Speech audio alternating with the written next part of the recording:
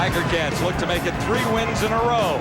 It is going to be physical. An early gamble? I'm not so sure that he got there. Allen looks deep, end zone toss, touchdown! What a way to start for the Argonauts. Ticats need a play on defense, and this won't be it as Avery heads to the end zone. That is a pretty easy touchdown. McManus has 2 targets over there, and the Argonauts are taking it all the way to the house. That might be the final blow today.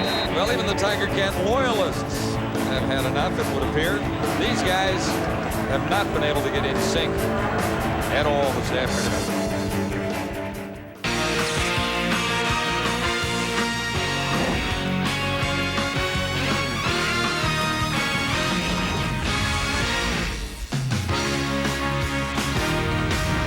Big night for that young man, Jesse Lumsden, the reigning Heck Crichton Trophy Award winner, making his first professional football start for his hometown Hamilton Tiger Cats. He'll be playing. This guy won't be. Henry Burris out 3 to 8 weeks with that very sore-looking thumb. Hi, everybody. Welcome to Wendy's CFL Live. Dave Randorf, Jock Climby, Matt Dunnigan, and Chris Schultz. Ticats from the Stamps, and just when Hamilton was starting to feel good about themselves as a football team, they are crushed and shut out last week by Toronto. Just when Calgary's starting to feel good about themselves after a big win in Edmonton, they lose Henry Burris. Jason Gesser's their starting quarterback. Last game this guy started was the 2003 Rose Bowl. You know, Dave, it's going to be an interesting game because I think there will be a lot of evaluation and assessment on Jason Gesser and how he does. But I think the critical issue also is how does defensive coordinator Kavis Reed react to a quarterback that has such little film on? How can he conclude? How does Gesser play when they blitz? Does he go to the voided areas? What are his footwork keys? What does he do under pressure? All those little details within the game, Kavis doesn't know because he doesn't know this quarterback. So going into this game with 2 brand new quarterbacks, Kavis Reed has to make some great observations, conclusions early as to the abilities of Jason Gesser. Well, I suspect his conclusion is going to be get pressure on the young man. And he's got a good defensive front 7 to do that. In fact, they're 3rd in the league for sacks on the quarterback, and they've got a decent pass rush. They don't just do it with schemes, they also do it with skill and speed. And here you see Cotton. Cotton right here is on the edge, and you're going to see him beat the pulling guard and get to the quarterback. Of course, he's got Tim Cheatwood on the other side, which also helps him in the one-on-one pass rush moves. But they also do it with scheme, and this is important for any team that wants to get pressure. You've got to find ways to simply outnumber them at the point of attack. And here you see Hitchcock coming off the edge. He is the odd man. Toronto can't pick him up, and he makes a play on Damon. This is essential for any young quarterback. Do not let him get a rhythm, and I suspect that's what they're going to do. And Hamilton, to their credit, bad football team, but they've done a good job finding talent in that pass rush defensive front 7. Yeah, sure have, Jock. And the guy that's been put in that position to find that pass rush in the players is by the name of Rob Katz, who took over for Ron Lancaster, who was removed from his position earlier on. And I've been informed of a short list that the Hamilton Tiger Cats are looking for the GM spot because Rob Katz admittedly says he is not a football guy. So the Hamilton Tiger Cats not only having changes on the field, but also in the front office. And the short list consists of Dan Rambo, who's in his 8th season with the Denver Broncos, and 83 through 90 he served time with Saskatchewan in various positions, and then 92 as the GM of the Ottawa football team. And then you've got Marcel Desjardins. 5 years in the Canadian Football League and 4 years under GM Jim Pop in Montreal. And then you've got Eric Tillman, who was successful in Toronto, BC, winning Grey Cups, and certainly put together the Renegades as we know them today. So there's the short list that they're looking at for changes in the Hamilton front office. It's a key decision. I mean, this is a 2-9 football team, so we're going to ask our astute viewers out there, when should this decision be made? When should they have their guy in place? Those are your choices. Log on to tsn.ca, and we'll talk a little bit more about this at the half. Starting quarterbacks, as always, brought to you by Wendy's, the official hamburger of the CFL. Do Wendy's, do what tastes right. Jason Gesser, let's see what... Thank you, Dave. Saturday night, all right for football at Ivor Wynne Stadium. In fact, they've been playing all day here today. Sellout crowd at Ivor Wynne Stadium for the Tiger Cats and the Calgary Stampeders on an absolutely beautiful night. Wow, wind not a factor. Perfect temperature for the Western Calgary Stampeders to come down. The last time they came down, they were in Montreal, and that was a hot night, but they came out on top. The East really doesn't bother them. Tom Higgins, well, I love this guy. 5-6 in his first year with Calgary. You know what he said about Jason Gesser? It reminds me of when we were at Edmonton. Jason Moss got hurt. and we had to put in Ricky Ray. Remember him? Are you saying that Jason Gesser could be the next Ricky Ray? I'm saying what Tom Higgins said yesterday. He has a lot in common with this guy, of course, because tonight in this stadium, the last two CFL Coaches of the Year. Greg Marshall last year and Tom Higgins with Edmonton the year before. Well, and he's going to, bit of a dilemma on his hands, what he's going to do with Jesse Lumsden, who signed a contract earlier in the week. He's had a few practices under his belt, hasn't had any touches in the backfield. He's going to play special teams tonight, but as I said earlier on a hit with Sports Center, I wouldn't be surprised if he maybe returned a kickoff or two just to give the fans in Hamilton here a look.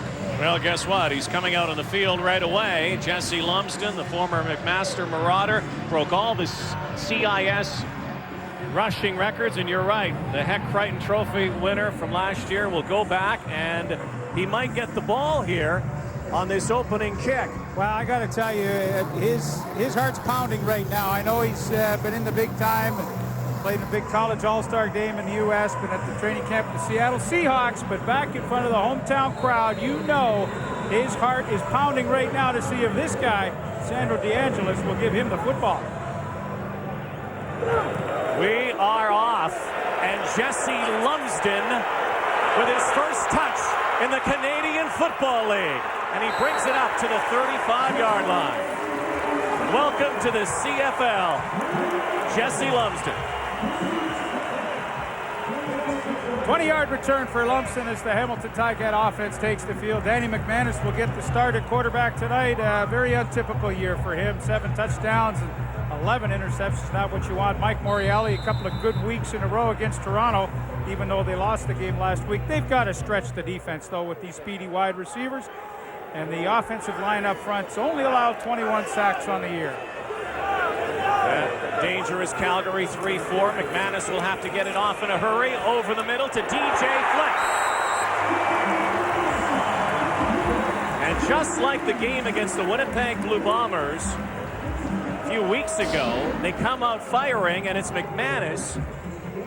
First touch right over the middle to DJ Flick. Roll to the wide side, throw back to the weak. That influences the middle safety, so Kobe Reinhardt doesn't get much help, but that's a great way to start this game. Look, you got DJ Flick with 4.2 speed, averaging 14 yards a catch. That's not enough. Dondrick Gilliam, the wide receiver on the other side, 8.1 yards a reception. Danny Mack's got to try to stretch the defense.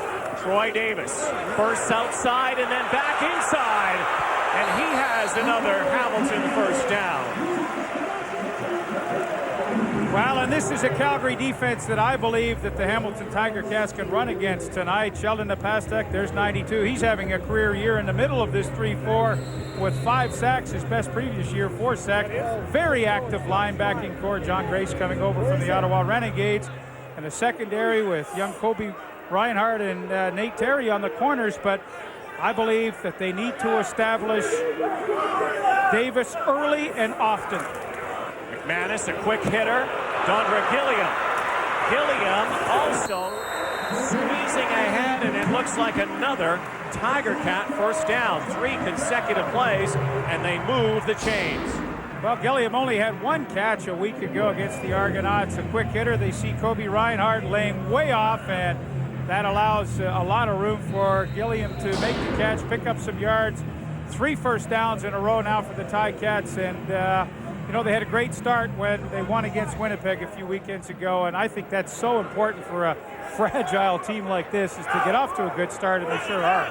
Fragile might not be the right word after getting smoked 48-0 last week by the Toronto Argonauts. This team was humiliated.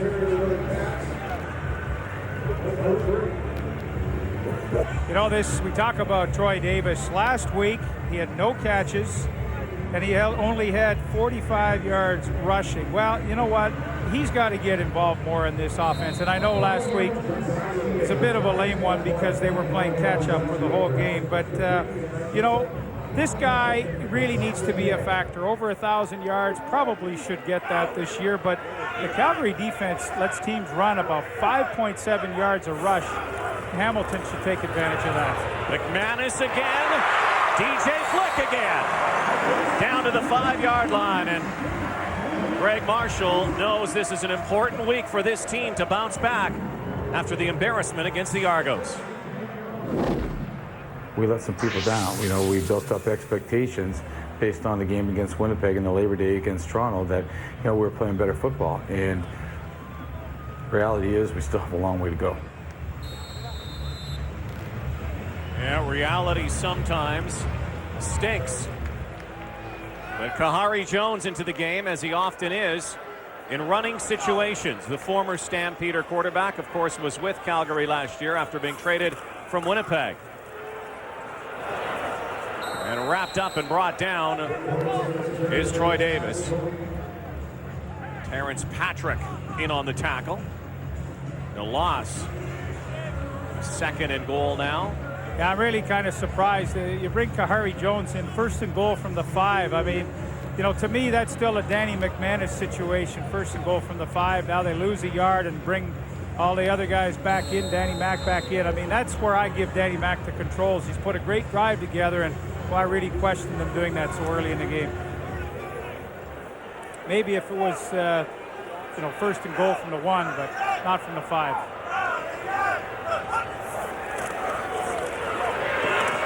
Touchdown, Hamilton.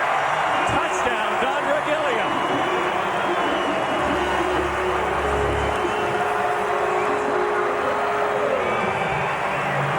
What a drive engineered by 40-year-old Danny McManus. A couple of key receptions by Dondra Gilliam, including the touchdown. Well, here's Gilliam. Just hold it for a sec. He's going to run a post, but it almost looks like they're going to try to play a zone here on the goal line because watch Bose go out. Terry's not interested in covering Gilliam at all. And Dondra Gilliam, couple of big catches, his 1st touchdown of the year, and a magnificent opening drive for the Ticats, but really questionable coverage by the Stampeders. 7 plays, 76 yards. Point after by Jamie Borum. Dondra Gilliam already tonight has more catches than he had all of last week's game. Receptions, only had 1 catch against the Argos in that rout last week. Jamie Borum to kick off. Stampeders looking to respond. Terrence Wilkins finds a seam. Wilkins brings it up to the 48-yard line.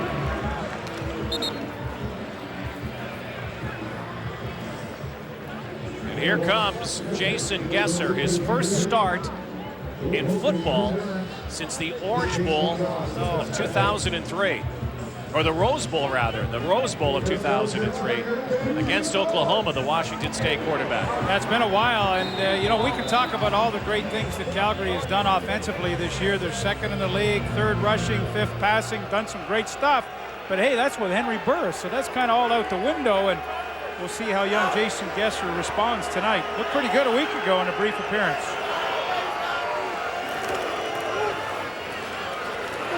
Joffrey Reynolds finally dragged down. Looks like a 1st down for the Stampeders.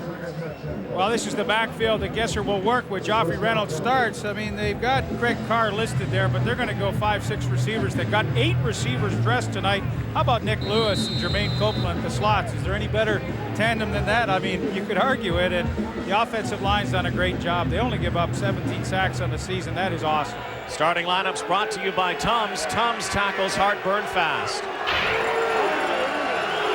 Reynolds in the backfield again.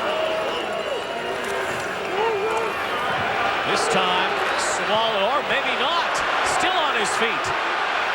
But still, drop for a loss. Prolonged the inevitable there. Adriano Belli was in his face. Well, Adriano Belli made the initial play, and they need him to get some penetration tonight. 4 sacks in the season. I mean, that is a great offense, or defensive line, rather. They can get pressure on the quarterback. Maybe against the run, a little undersized with Chris Martin and Bernardo Cox at the linebackers. And whoa, in the secondary, Tad Cornegay and Joaquin Bradley, a couple of rookies on the corners. We'll see if he goes after the corners here. 2nd and 15.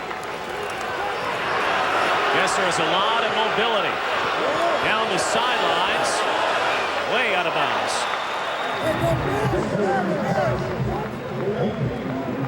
So the Stampeders will now kick the football away. Well, there's some very interesting matchups for Jason Gesser tonight. Now, if it was Henry Burris, I'd be kind of very excited up here to see Jermaine Copeland, Nick Lewis work against the rookie Alfonso Roundtree at the inside halfback or the two corners. But hey, it's Gesser, and on that particular series, the Hamilton secondary, which was shell-shocked a week ago, played it pretty tough. Sidney Hagebrook back to return this punt. Only gets a couple of yards. A flag on the play. We'll tell you about it when we come back to Ivor Wynne Stadium in Hamilton on Wendy's CFL Live. There are normal cravings, and then there are cravings. Back in Hamilton, where the Tiger Cats now have a long drive ahead of them. They lead 7-0, but a holding call on the return brings the ball back inside their own 10-yard line. But their opening drive was nothing short of spectacular, and Danny McManus went 4 for 4. And, you know, Greg Marshall, he'll be the first to tell you so much of his team, whether they play well or not, is built around confidence. And when they get off to a good start, I think we've seen in the last month, they play better. And of course, when they don't, as they did a week ago, they don't play too well.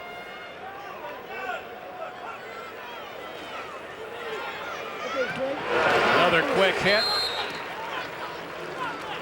Dondra Gilliam again. New favorite receiver when he only had one catch a week ago, and the opening play of the game, DJ Flick on the post and was able to fight through for the football. That's a good sign with DJ Flick when he's aggressive. Danny Mac just kept it going, and the featured guy was Dondra Gillingham.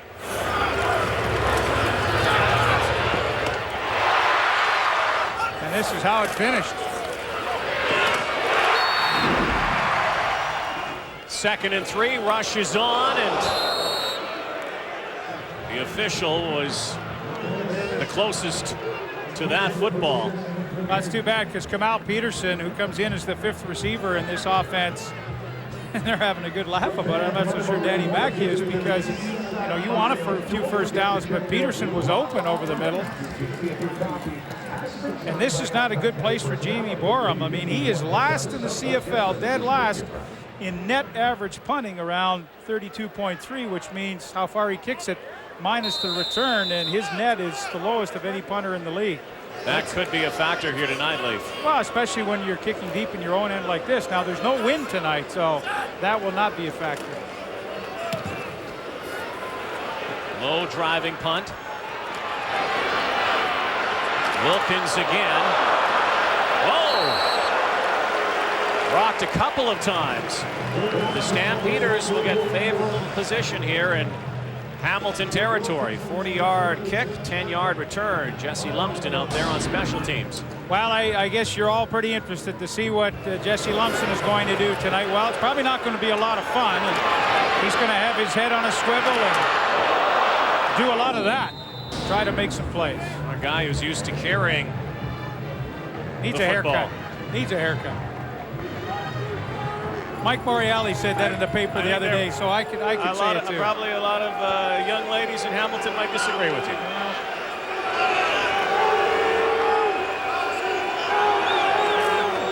Up the middle.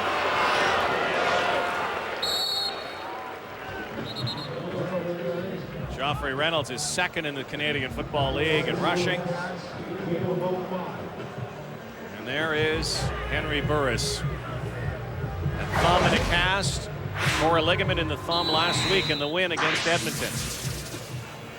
He had an MRI during the week, and it revealed that there was severe enough ligament damage that he did have surgery on Wednesday night. And just when he put his hand down on the ground, it snapped the thumb back, much like a ski injury. You know, you fall, snap that thumb. That's what happened to Henry. 2nd and 6, Gesser.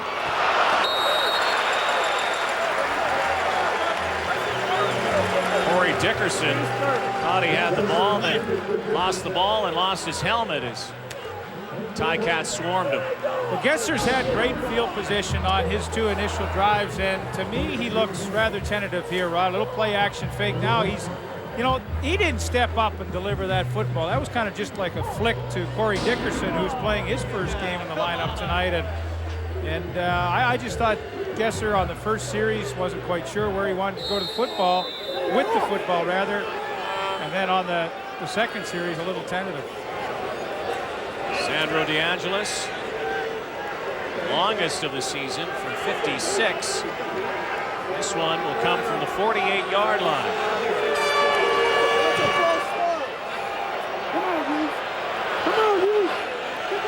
Wide left. Coming out of the end zone is Yeast. Flag on the play, a couple. Maybe not a good choice.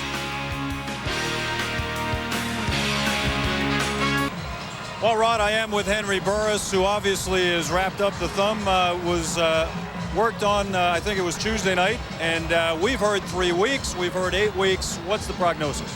Well, it's somewhere in the middle there. I guess after each week, they'll reassess the situation, and hopefully I can diminish a little bit of that time off the time clock that they have on me right now. I'm sure it must be killing you to sit on the sidelines, but at the same time, you can mentor young Jason Gesser. 27, not that young. Jim Barker loves the fact that this kid has won where he's been before. What have you told him about this CFL game? Well, I mean, he's going to settle down. He's going to settle down. He's played in big games before, and you know, I just told him, just settle down, just start making plays. You'll start seeing things much better as they progress with this game, and you know, I expect the guys to step up and make plays around him, which will make it an easy day for him today. All right, Henry, thanks for this, and we hope to see you soon. Definitely. I'd like to say hello to my lovely wife, Nicole, back in Calgary. Well, all right, guys. Jason Gesser just got a little help thanks to John Grace and the Calgary Stampeder D. Watch this. Wow, the play, Jeremy Southern, watch the angle he takes. He's going to get the pressure that knocks the ball loose. Boom, they just turn him loose. The ball goes up in the air. John Grace with the easy interception. And you know what, Rod? It all started with Craig Yeast deciding to bring the ball out of the end zone, penalty, and they start at their own 4. If they give up the single, maybe that doesn't happen. I mean, but Jeremy Southern, boy, he just blew by Jonah Woodward at the tackle spot. Here it is again. Look at this little move here, and then he is just absolutely turned loose. And Danny McManus has no shot here. They flag him in the backfield. Troy Davis didn't make much of an effort. Boy, that cost your team 7. Hamilton, who's worst in the league, that's their 38th giveaway, head and shoulders more than any other team. And for Greg Marshall, my, oh my, I mean, you turn the ball over like that, it is tough to win games, and you lose all that momentum you had early. But I mean, again, it goes back to maybe the choice that Yeast made. I mean, maybe he saw an opening, but at the same time, probably the coaching staff's thinking, give up the single, get some field position, particularly when you have a punter like Jamie Borum, who is last in the league. You're going to continue to trade field position. You're not going to win that battle.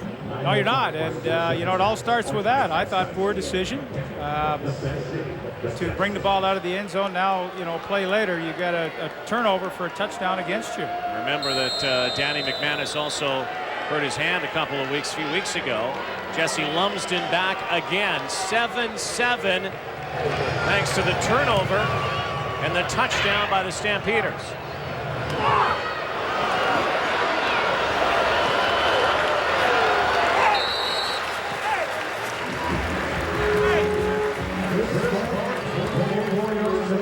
Chris Martin brings it up to the 39-yard line. The Calgary Stampeder defense knows if they can get to Danny McManus, they will have success. When you're playing a guy like Danny Mac, you know that, you know, you don't have more than a couple seconds to get to the quarterback. You can't set up your moves. You can't set up twists. You just got to basically go hard, get 4 yards penetration, and put your hands up. If a sack comes, awesome. I've seen it happen, but it's very rare. Well, now they have to worry about Kahari Jones because Danny McManus is on the sideline. We'll get Claude over there to get an update. Well, he took a pretty good shot from Jeremy Southern. One more look at that hit, and Danny Mac really had no shot here. On the outside, Woodward passes him off. Troy Davis kind of just lets him go. And No, I'm not so sure it wasn't the knee and the chin when he went down, because Dr. David Levy's kind of looking at the head of McManus. And you see him kind of flexing his jaw. I think he took he took the knee in the jaw on the way down.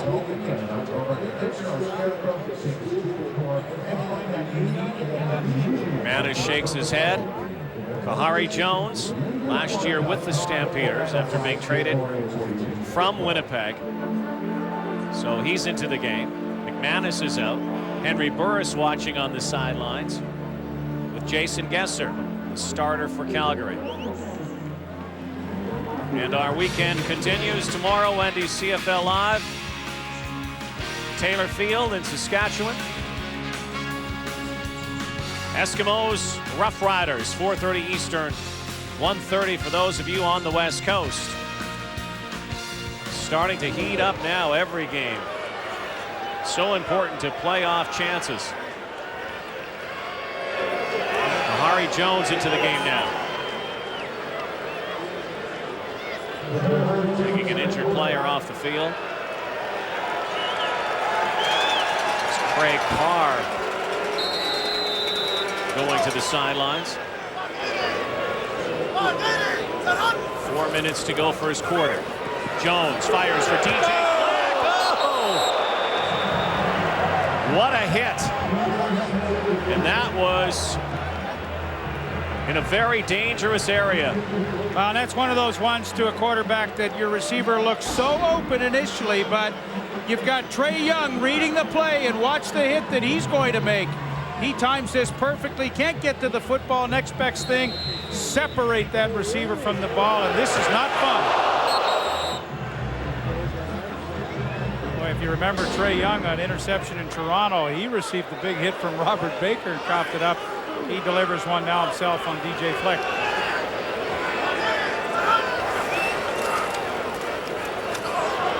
Jones had the ball tipped at the line of scrimmage. Calgary D, that front seven coming again, and they're making life miserable now for Kahari Jones. Well, I think they'll bring a lot of folks tonight. They have 32 sacks on the season, second in the CFL to Edmonton. And I think regardless of whether it's Danny Mack, and yeah, I believe he took a shot in the jaw with the knee. But I think regardless of which quarterback's in for Hamilton, with those active linebackers and a good front three and rotating some good people in up front, you saw Jeremy Southern rotate in and make a big play. They're going to put a lot of heat on Hamilton tonight. Oh, they got it. Borum has it blocked. And once again, the Stampeders will have great field position. Let's take a look at what happened here. Shane Walton coming in, number 42.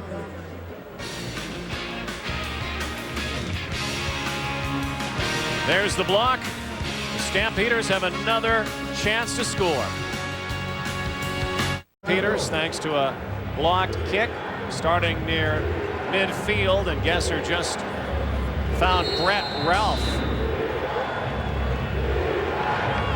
Well, they're going to work towards the Hamilton corners. This is the last play. Joaquin Bradley, a rookie out there. Brett Ralph, who's seen a lot of playing time in his rookie year, makes his first catch of the night. Second down and 2. Run! Reynolds has the first down.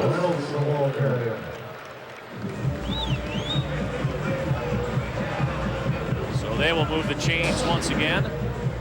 Let's take a look now, Leaf, at what happened to Jamie Borum here. Well, I don't think he was really slow. That was pretty good normal rhythm for him, but Shane Walton absolutely came clean up the middle. Once again, nobody, protecting for Jamie Borum, not his fault, but already a couple of huge miscues early in this game for the Ticats, and they started so well, and now they're kind of going in reverse.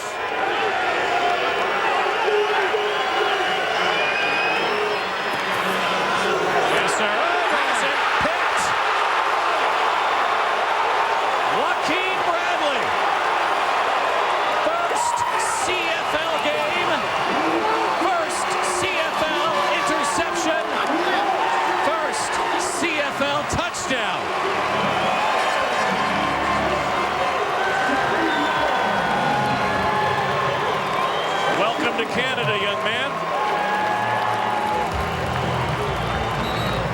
Well, it's kind of the matchup we thought. They'd go after the corners, but as I said earlier, it's almost like Gesser's just a little tentative. You're going to go wide side out. You better know what the coverage is, and Bradley was really snugged up on Brett Ralph. He broke perfectly on the football, and what a play. And despite of all their mistakes here in the first quarter, I mean, the Ticats fight back and get a turnover for a touchdown of their own now.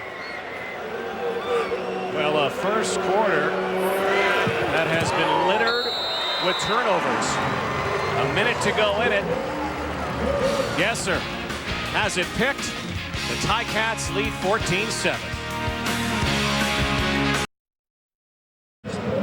Jason Gesser throws his first interception in the CFL, and it's a big one.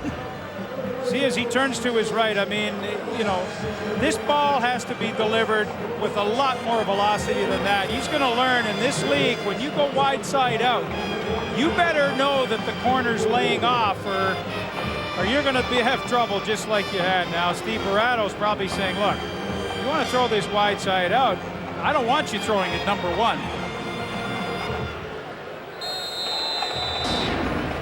Jermaine Copeland coming in and offering some encouragement. Marte Jenkins. Sandwiched. Rob Hitchcock in on the play. Jenkins doesn't pick up much. Cat down on the field. You know, we criticize the young quarterback for, you know, throwing that kind of pass without any velocity on it, but how about Joaquin Bradley? I mean, in his first game, being willing to come up and be aggressive through to the football. And this is a great interception. You know, the timing is perfect, as, you know, Brett Ralph's got to come back to it a little bit more, but that is perfect timing by the rookie. I think you get the feeling this is going to be one of these kind of games, and, you know, they're a lot of fun to do. You know, mistakes create some excitement. Not so fun if you're the guy who just threw that. Rookie to rookie that time. Joaquin Bradley from Middle Tennessee State, only 5'9". Well, first start for him, first start for Gesser, and already it's 1-0 for Bradley. Well, of course, the Tiger Cats, desperate is an understatement for this team right now. 2-9. And we underscore what happened last night in the nation's capital, the Ottawa Renegades. They were knocked off by the Winnipeg Blue Bombers, who have also struggled, but suddenly things tighten up a little bit in the CFL East. Well, I talk about fighting for the football, Milt Stiegel, and well, there were some very athletic plays in this game. Gavin Walls right there picks up the fumble and goes the distance.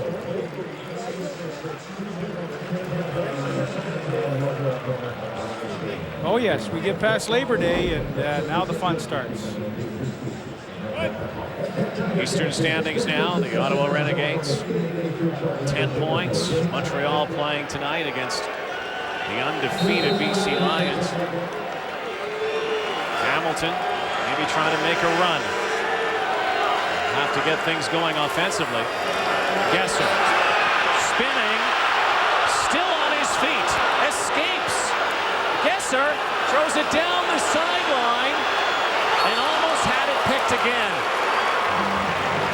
Kenyon Rambo down there, but we heard a lot about Jason Gesser, and if you watched him in his NC2A days with Washington State, he is a guy who can escape a lot of tackles and spin in that, but sometimes you might want to eat the football. Well, he sure beat James Cotton with some agility here, but again, this is just an absolutely awful throw. I mean, look, I mean, you're throwing back across your body, and that's just kind of like a shot put down there. And really, Cornegay or Wayne Chalk would have had the interception, but I think this young quarterback is extremely nervous. He's not making good decisions right now, Rod. And see if he can improve. Well, a couple of receptions and completions would maybe get his confidence going. Pass intended for last year's Rookie of the Year, Nick Lewis, was too high, and you're right, it looks like the Butterflies are taking over here. You know, it's interesting what Hamilton does. Cavis Reed on 2nd and long. He only rushes 3 people and said, well, now let's show him 9 in coverage and see if he can beat that. And actually, he had Nick Lewis open, but he just threw it a little high. And once again, Cotton with the hit. But, you know, here's Lewis open right in the hole. Perfect read by the receiver. Baranachia got there, but it was late. I mean, I kind of like that. See what he can do against 9, but that the receiver was in the right spot. Hagerbrook back again. Let him go! Dale's the punt.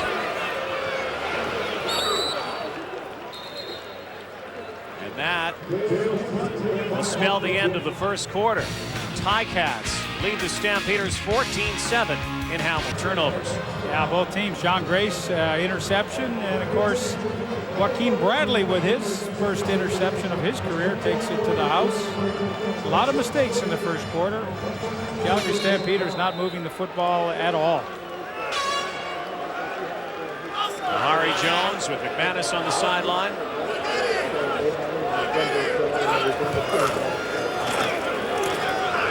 Trying to initiate with the run and not going anywhere. Here's Troy Davis. It's going to be interesting to see what happens now with McManus, who has really had the ice on that since he got hit in the end zone on that interception by John Grace. It does not look good over there. Well, Bob Katz is the interim general manager right now, has made it very public. If they find that they're not going to be in a playoff hunt, which is likely, he's going to play Kahari Jones. Marcus Brady's going to get playing time, and they're just going to see what they have.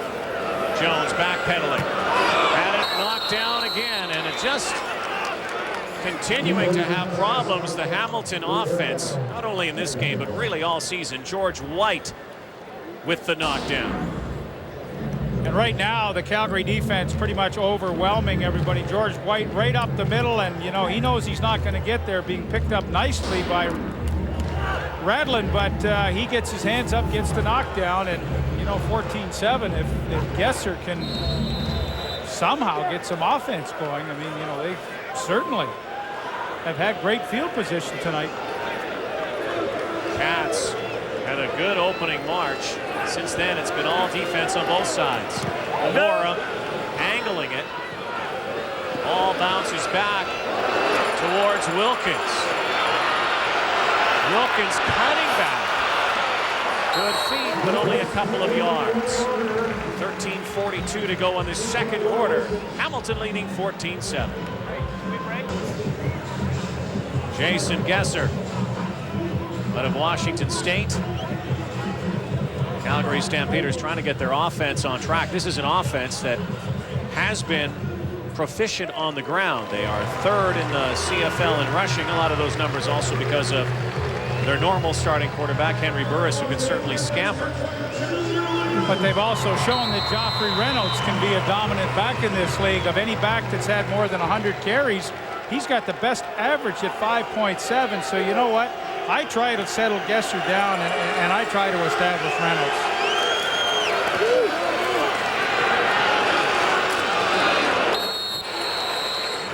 Gang of black and gold uniforms all over Joffrey Reynolds. Well, in the first quarter here tonight, tale of the turnovers. First, this one. Well, a big hit by Rami Southern, and John Grace with the interception, and then we'll have one more look at Danny Mack, and that's how he got hurt. He took the knee in the jaw, and of course this pretty much telegraphed wide side out that Joaquin Bradley took all the way. So 2 interceptions that have gone for touchdowns so far. Gesser gets gassed in the backfield.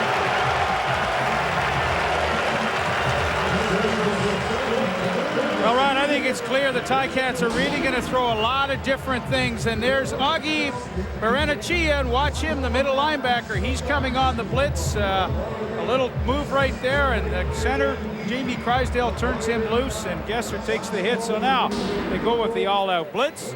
They rush 3, drop 9. They're giving young Mr. Gesser a real indoctrination here. It has not been an offensive clinic so far, with the exception of that opening drive. Sidney Hagerbrook, rookie out of Delaware, back at his 30. Look out here, almost had it blocked. Good kick. Back to his 20 is Hagerbrook. Oh, man!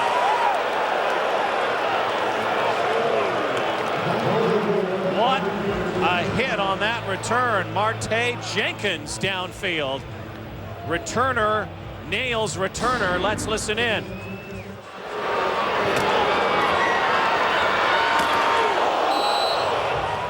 Well, that was shoulder pads, helmet, and everything. And Marte Jenkins, receiver in this Calgary lineup, also working hard in special teams. And what a hit that was. Ticats now at their 26-yard line. Jones with Troy Davis in the backfield. Play action, has to get it away in a hurry again. And both quarterbacks are feeling the heat here. The rush is on in Ivor Wynne Stadium tonight. Look at the offense, which has been rather offensive this season. And the trouble is, you know, with all those numbers, and the one that bothers me the most is that one, because when you're only scoring 17 points and your defense is giving up almost 32 points a game, I mean, you're going to be 2-9. It's tough to win football games. And a week ago, of course, they didn't have a point at all, which is so unusual. Since that opening drive, pretty much silence. Jones with time this time, and wide open is Yeast. Craig Yeast. Big gainer there as he was open under cover. And one of the few times that he's had good protection tonight to allow him to step up into the pocket, and this was great protection because this pattern took forever to develop. Greg Hughes finally finding the hole downfield, and Kahari Jones with a good delivery.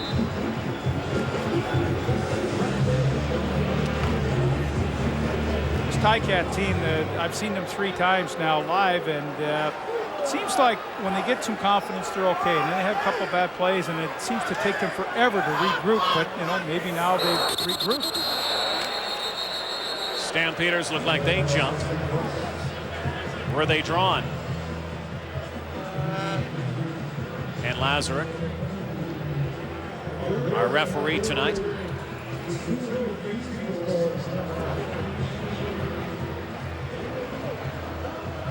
Offside, Calgary, number 97, 5-yard penalty, still first down. Well, football season heating up, baseball season winding down for the Blue Jays. They play the Seattle Mariners. First of 3 next week on TSN in high definition from Rogers Center. So first down and 5 yards to go. Jones in the shotgun. Out to DJ Fleck. Fleck steps out just near the first down marker, and depending on this spot, it looks like it will be a Tiger Cat first down. They'll move the chains again. Great call on 1st and 5. Love that wide receiver screen, and Kahari Jones gets the ball off quickly, allows Flick time to turn and, you know, make some positive yards. Super call. Because of the rushes here tonight, particularly from Calgary, we've seen a lot of those wide side screens, the hitch passes, dangerous territory too. We've already seen one that has come back against Calgary. Well, the receivers in the league seem to block so well for that play too. I mean, every team uses it, and I love it. Troy Davis. Scott Coe bringing him down. The former Tiger Cat spent a couple of seasons here, including that 1-17 season 2 years ago. Well, a week ago in that big win over Edmonton, Scott Coe had 10 individual tackles. Absolutely huge night, and you see the reason why. I mean, that was absolutely open field against a very tough running back in Troy Davis, but Scott Coe just stood up, squared his shoulders, and made a great play. 2nd and 7. Movement again. Well, Abdullah is saying that it was Dave Hack, the right tackle. We'll wait and see, but he's saying I would never jump offside like that. I'd have to be influenced. I think Abdullah won the argument there. Hack with the Tiger Cats will be sent back. Well, the thing about when you play against Raheem Abdullah, I mean, he's 6'5". Hamilton, number 68. 5-yard penalty. Dave Hack 68, but Abdullah at 6'5", 250, he's lean for a tall guy, but he is fast. So when you're a guy like Dave Hack or any other tackle in the league, you know that you've got to really get back into your pass set quite quickly, and Hack just jumped the gun a fraction. 9.5 minutes to go in this second quarter. Ticats leading 14-7.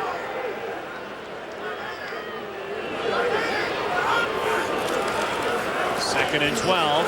Kahari Jones has to dance. Really has to dance now. Loses the ball. John Grace is there. And he picks it up. It's Calgary football.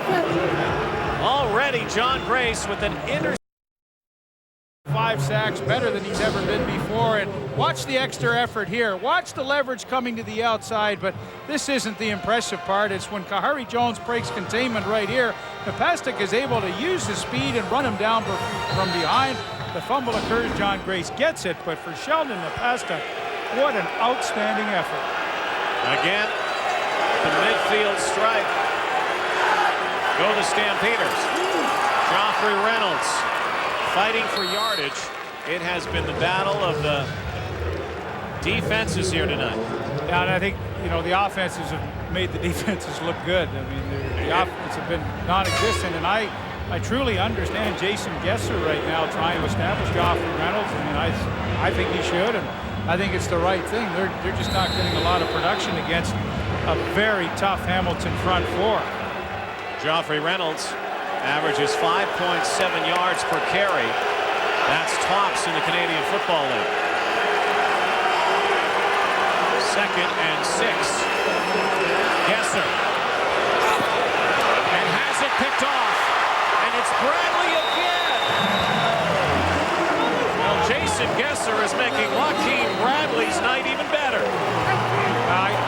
You know, I know it's his first game, but he comes in with such great credentials. He was with Tennessee Titans last year as a third stringer, so he didn't play much. But I mean, his college career was absolutely outstanding in Washington State. And you know, their general manager Jim Barker blew a lot of smoke for him. He's going to do this, he's going to do that. Well, you know what?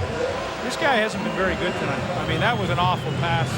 The other interception for a touchdown was an awful pass. And you know, Tom Higgins, you know, what do you do? Things were great with Henry Burris. The only other guy tonight is Danny Winfrine, and he hasn't thrown a ball in the CFL. So you're stuck with this guy, but it's not looking too good. Well, he did help lead them to victory last week. 3 for 3 against the Eskimos in that game, and a touchdown, Kenyon Rambo. And once again, the Ticats also not offering much offensively. You know, the thing that experts will tell you, though, is, I mean, he didn't have any time to think about it or react. You know, Burris was hurt. He had to go in and play 3 plays. Yeah, a lot of pressure and expectations. There's a lot of pressure now when you got all week. You're the starter. You're taking all the reps, and, you know, go back and have a look at this. I mean, he's just throwing it to a spot, and he almost kind of shot puts this thing. And, well, Brett Ralph is nowhere in the area. Now, it certainly could have been Brett Ralph's fault. Maybe he quit on his pattern. That's tough to know. The only thing I know is that these guys are just absolutely struggling. Well, Gesser's 1 for 8 for 8 yards and 2 picks. Jones fires into traffic. And the catch made by Kamal Peterson.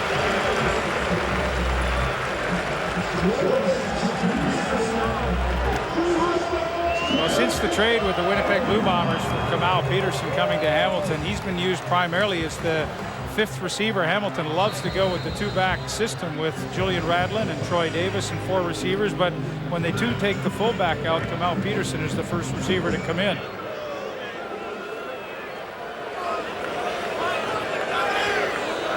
Kahari Jones also trying to get this offense sparked, but another tip at the line of scrimmage, and that one from Scott Coe.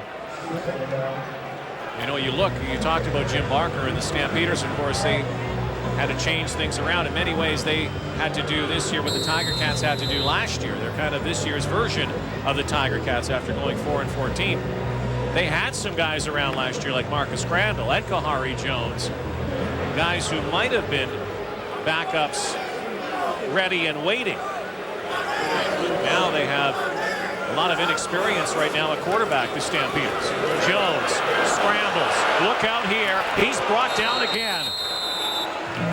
Stampeders, a sack attack squad, and John Grace with an interception, a fumble recovery, and now a sack. And the thing that's scary about John Grace is how far he comes to make this play. Look, he gets caught up in here, and then he's going to go all the way across the field to make the play of Kahari Jones. I mean, this is a lot of great team speed on defense. I mean, I love this linebacking core. Brian Clark, John Grace, George White, and Scott Coe.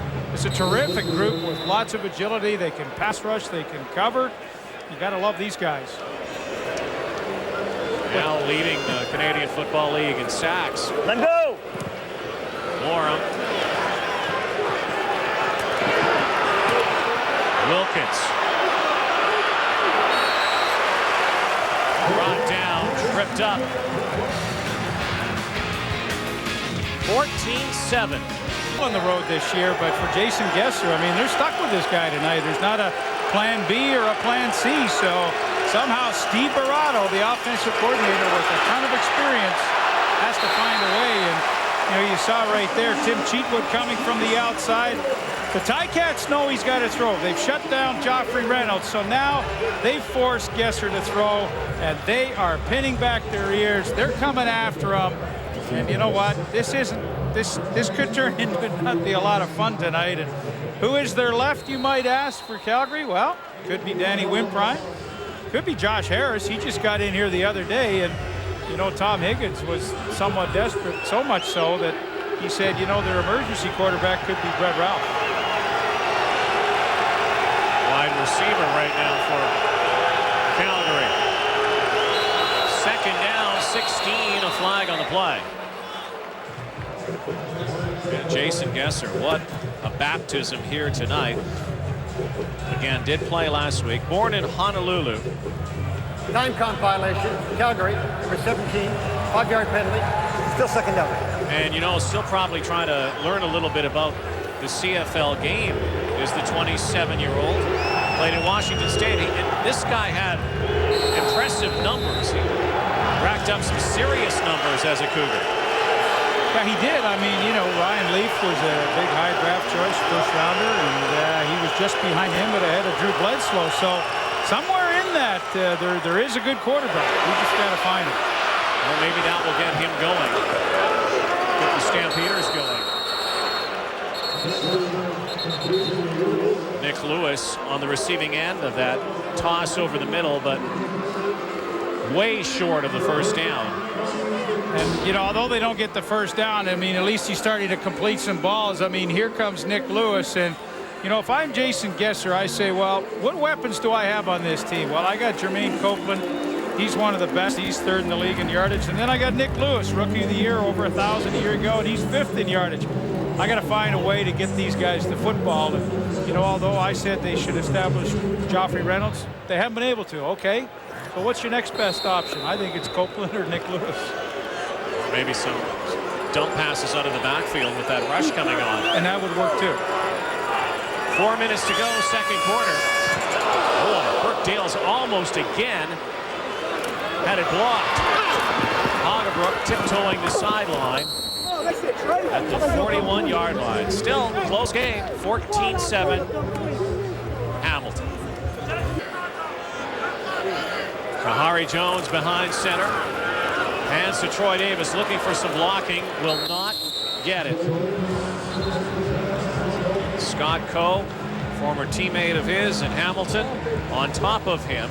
Troy Davis, last year's rushing leader in the Canadian Football League, had 1,628 yards last year. He's almost 1,000 yards back of that after 11 games. Well, and this is not the kind of night that I thought he would have. I thought they would come out and really make a commitment to Troy Davis to have him an integral part of the offense tonight. And yeah, I know, guys. He's waiting in the wings. I don't think it'll happen tonight, though.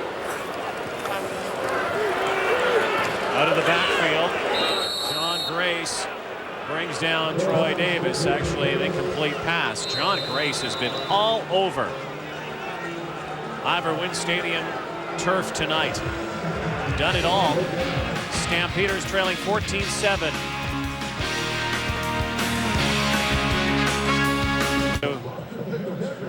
Chat with Jason Gesser and give him some encouragement here. Maybe a couple of options.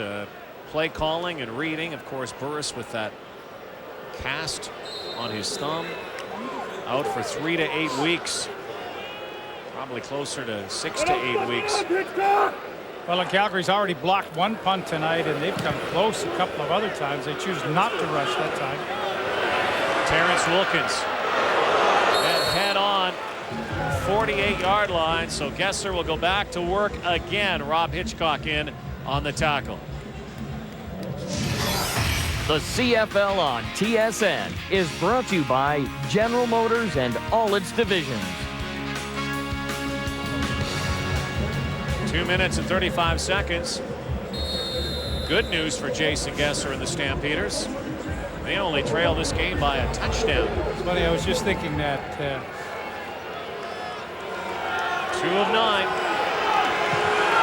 Did complete his last pass to Nick Lewis over the middle.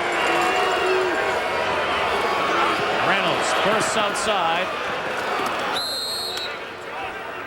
And right on his average, about 5.7 yards. Boy, he's got some great quickness, though. When that was plugged up the middle, did you just see how fast his lateral movement took him to the outside? I mean, he's 5'10", he's about 215. You know, he's perfect build for running back, low center of gravity, but his quickness of foot speed to get him to the outside was impressive.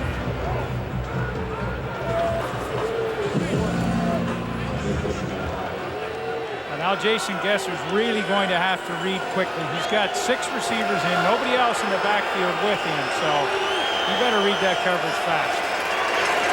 Here they come again. Gesser is hammered. Tiger Cats are using him as a human pinata right now. Well, you know, and that's what I'm saying. You know, when you go 6 receivers, here's Renard Cox coming off the outside. There's nobody to block him, and Gesser's got to know this, sense it. Hey, I got a 6 receiver set. I've got to get rid of the football. I don't have that extra guy in the backfield. And again, what a learning curve he is on tonight. So once again, they'll have to kick it away. The Ticats have come close a couple of times to also blocking this kick. Gale's at his 40. Let him go. Set up the return this time, angling it. And out of bounds at the 27. Well, Dave and Chris and Matt, Jock, 2 minutes away from telling us what they think about this less than offensive display. A lot of D so far. 2 teams that know they need W's right now, particularly Hamilton. Well, it'll be interesting, and I will stand corrected on this one, but I do believe when Matt Dunnigan was the head coach of the Calgary Stampeders, he let Gesser go off the neg list that they had him on. Maybe he had some more insight than the others do right now.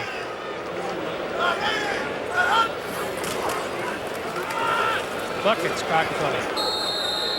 Again, nowhere to go for Troy Davis. But, you know, again, the first start for any player. He's only played a half so far. It'd be interesting to hear how Matt Dunnigan did in his first game, or some of the other quarterbacks who have, you know, achieved Hall of Fame credentials. You know, it's not the easiest thing in the world to do. Absolutely not. But, you know, he was 3 for 3 a week ago, and he scored on that quick screen to Rambo. I mean, I haven't seen him throw a quick screen yet tonight, so maybe they're getting away from some of the things that might be easier for him. Jones to Yeast. A first down for Hamilton with 1:34 left before halftime. Well, we'll see how Kahari Jones can run the hurry-up offense, because that's what he needs to do. A minute 34. I mean, he's a proven veteran, a professional, and, you know, he's got to get his team up on the line of scrimmage. And I'm a little surprised he's going in the huddle. I mean, he's had tons of experience to know how to run this hurry-up offense, and they've wasted a bunch of seconds right here.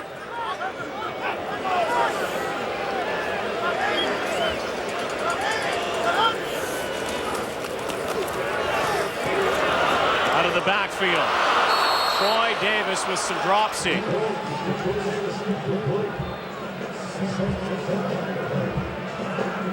Well, solid coverage downfield by Calgary secondary. Scott Go really squeezed down the lane where Kahari Jones wanted to go initially, and I mean, that was the right read. Dump it off.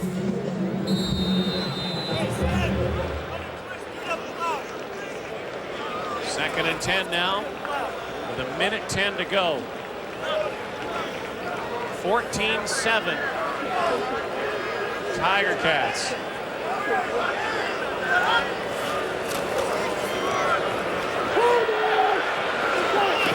That one, another dangerous, dangerous pass. Nate Terry almost had an interception.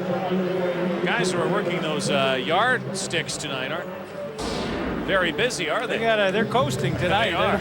They don't have a lot of things to do. They go double zone both sides of the field where the corners roll up and take the short flat area, and you know, as they try to get it to the outside to Morreale, Nate Terry was right there. So the defense is totally dominating here in the first half, giving these quarterbacks all kinds of different looks. How many times do you see both corners rolling up in a zone on 2nd and long in this day and age? You used to do it. They don't do it much anymore. Borum is that a punt blocked already tonight. They set up the return for Wilkins.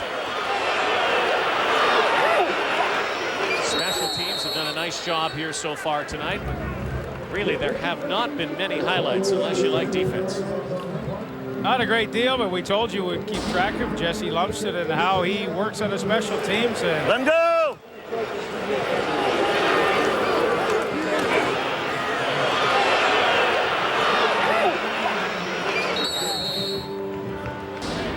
Mark Mitchell, a little bit of holding here and there, but it's going to be a whole lot of fun for the next few weeks for Jesse Lumsden. Primarily some real thankless work covering kicks and returning some.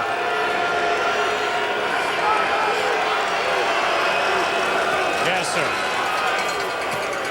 Wide out for Ralph. Drops it. That didn't help. You want to see numbers that will not inspire you. Total offense. Calgary 43 yards. Hamilton 84 yards. And how many yards was Hamilton's opening drive? 76. 76. So since the opening drive, 8 yards of offense. That's terrible. Are you on the edge of your seat? Well, again, credit both D's. Now, the defenses have played solid tonight. I'm really impressed with Calgary. Yes, sir. Lost one. So far, it has been. He's gun shy now throwing that out. I mean, that was a throwaway. No, that was a throwaway. And of course, Brett Ralph didn't help him out by dropping one on first down. And now, take a look here. You know, this is just kind of a, well, you know I got to go to this area, but I'll tell you, if my guy's not going to get it, nobody is. So, Tom Higgins, he's in a tough spot tonight because he doesn't have options. Kind of feels like Matt Dunnigan did last year. Remember when Matt had some of those young quarterbacks and to find a way through it. Absolutely.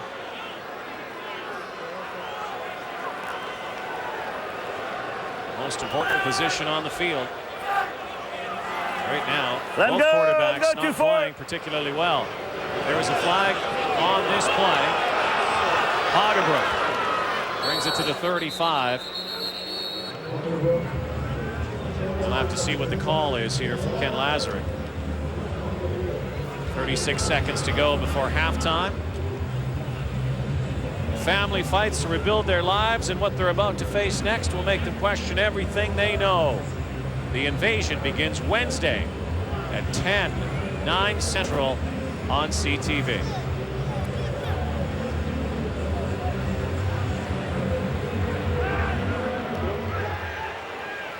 Earlier today, they played a Canadian University game here, CIS game. Master and Western, they had a lot more offense than that game than this one. Some confusion down there right now with this call. There you see Jerome Erdman to the left of Greg Marshall, the head coach. He's running the special teams here. Offside, Hamilton, number 45, 5-yard penalty, 3rd down repeated.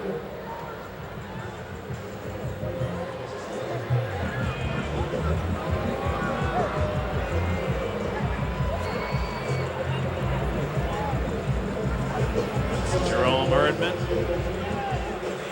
barking some instructions out now. Hagebrook going back again.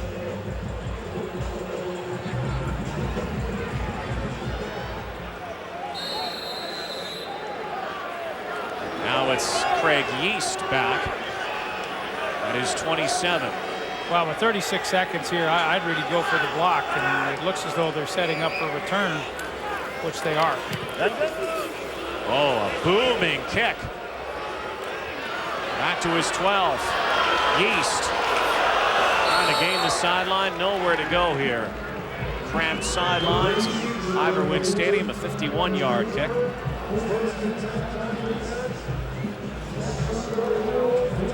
Hamilton Tiger Cats, who got throttled last week by the Hamilton Tiger Cats, did not put even a point on the board. First time in a long time that they were shut out. The Argonauts whipped them 48-zip. The first drive tonight, you wouldn't have thought that was going to happen. I thought, oh my, this is total transformation, and they're going to have a great game tonight. But it's really been zero offense since that point. But the Toronto Argonauts in that game last Saturday at Rogers Centre, I mean, they dominated from the opening kickoff till the very end. I mean, it was an absolutely phenomenal defensive performance, and they sure played well enough on offense. Danny McManus still favoring that jaw. No ice this time when we saw him, though. And sprung on the sideline is DJ Flick. 17 seconds left on the clock. Pickup of 22 yards for DJ Flick. So we had an opportunity to talk to a former great kicker in the CFL tonight, Bernie Ruoff, before the game, and he's in working with Jamie Borum, and you asked him what's his outside range tonight, and I think he said 53 yards, did he not? So we kind of got to get to the 46-yard line of the Calgary Stampeders to see if we can get Jamie Borum an opportunity from 53. Yeah. So they're about 15 away from that. Might be able to get 2 plays in there. Jones has to hurry, runs to the sideline and out of bounds. The clock is at 11 seconds. Well, they got time, 11 seconds, 2 plays, and I think legitimately they have to go about 10 more yards, and we'll see if Jamie Borum can hit the long one. And again, wind is not a factor here tonight at Ivor Wynne at all. If you're just joining us, Kahari Jones into the game after Danny McManus rocked in his end zone. Took what looked like maybe a knee to the jaw area out of the game. On the play, John Gray scored on a touchdown interception.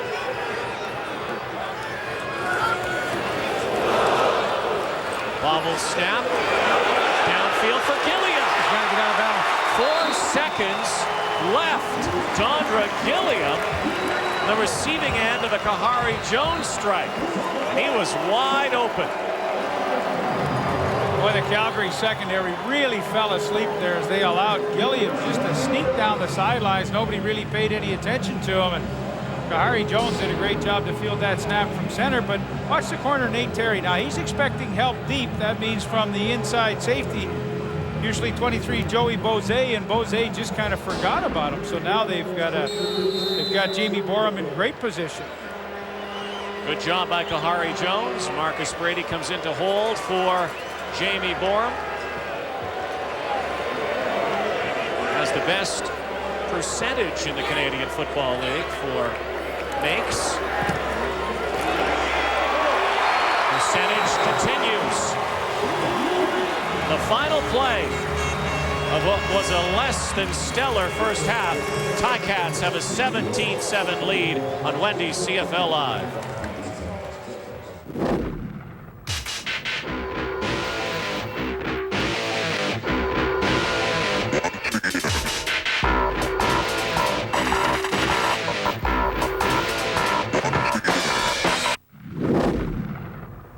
Well, after being shut out last week, Hamilton will take this, a 10-point lead at the half. Sure, it hasn't been pretty, but it's not easy playing against that Calgary defense. They have really cranked it up the last few weeks. It's their offense that's the problem. Schultze. What are you going to do? Well, we're friends, right? You know how much we all respect your opinion. Your people, they listen to you. I just want to review something you said earlier. You said earlier that you'd rather face Henry Burris with lots of film to prep rather than face Jason Gesser with no film to prep. Is that your story? You're still sticking to that one? I think there's some situations where it's better to have film, some situations where it's not better to have film. But if you look at this football game, Kavis Reed, in his first meeting of the work week, said, guys, there's 2 things we can take advantage. The anxiety of a new quarterback and the fact that he doesn't understand the CFL width of the field. Watch as Jason Gesser gives such a clean, clear read right now that he is throwing to the wide side of the football field. A visual key for any good defensive back. And then once the throw commences, That is a perfectly timed interception. It doesn't get any better than that situation. And I think going into this game, I'm sure the emphasis for Kavis Reed is this guy is young, he's inexperienced, he's never thrown the width of this football field. Steve Brad was probably telling him to relax, and let's not try that particular play again, son.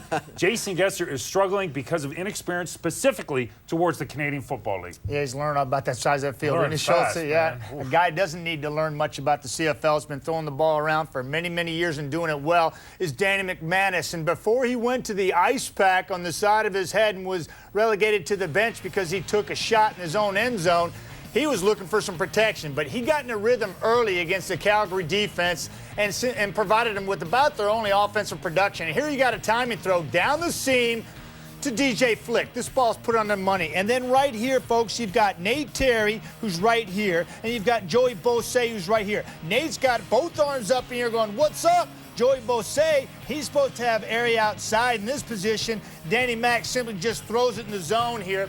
And you heard Leif Pedersen talking about it. He couldn't understand why the Calgary Stampeders were running zone down the goal line. Danny Mack couldn't either, but he certainly took advantage of it, Jock. Yeah, that was a gift right there that they gave him. But the quarterbacks have not been getting many gifts after that initial drive. And part of the problem that both quarterbacks are having, actually, is tip balls at the line of scrimmage. And there's something you can do about that. And I'm going to show you the kind of problem that Kahari Jones was having.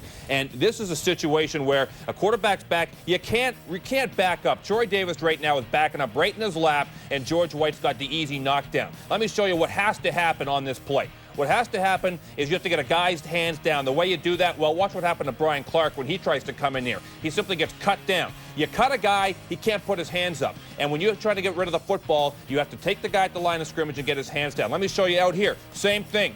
Here's the guard, here's a tackle, on the end.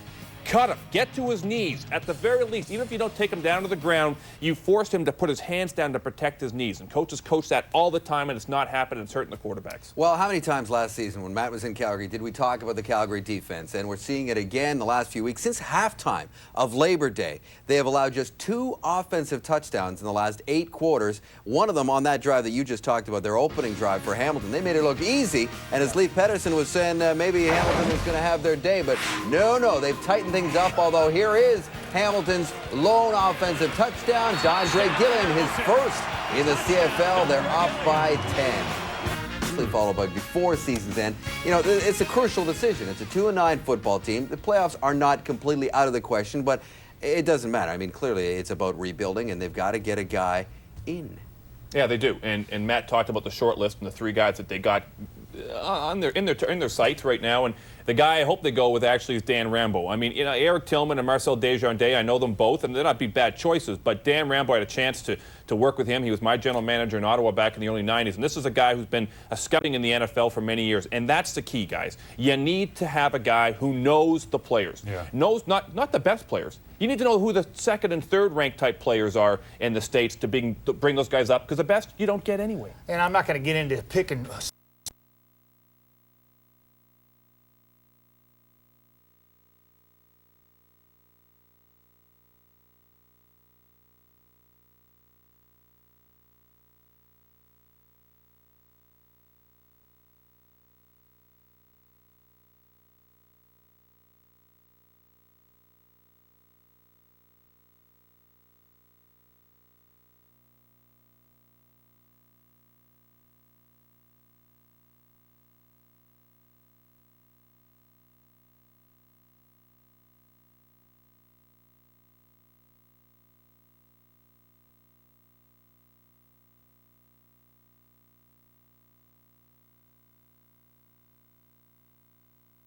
team. You look at your coach, you look at your quarterback, everything that has to relate. There's nothing more important than having a good guy who can go down to the United States, can go through the country of Canada and find people that fit the system. It's not necessarily the height, the weight, the speed. It's how you play within the Canadian Football League. Some of your greatest football players are not necessarily outstanding athletes, but they're great football players, and it's that intangible that you have to define. And people are trying to find it all the time, but it's a position that you build up over time, over years and years. Very quickly, Montreal's not won in Vancouver since August 2000. Does BC go 11-0 tonight? I think so. I think Montreal's missing a couple key guys. And 11-0? Ben Cahoon's back.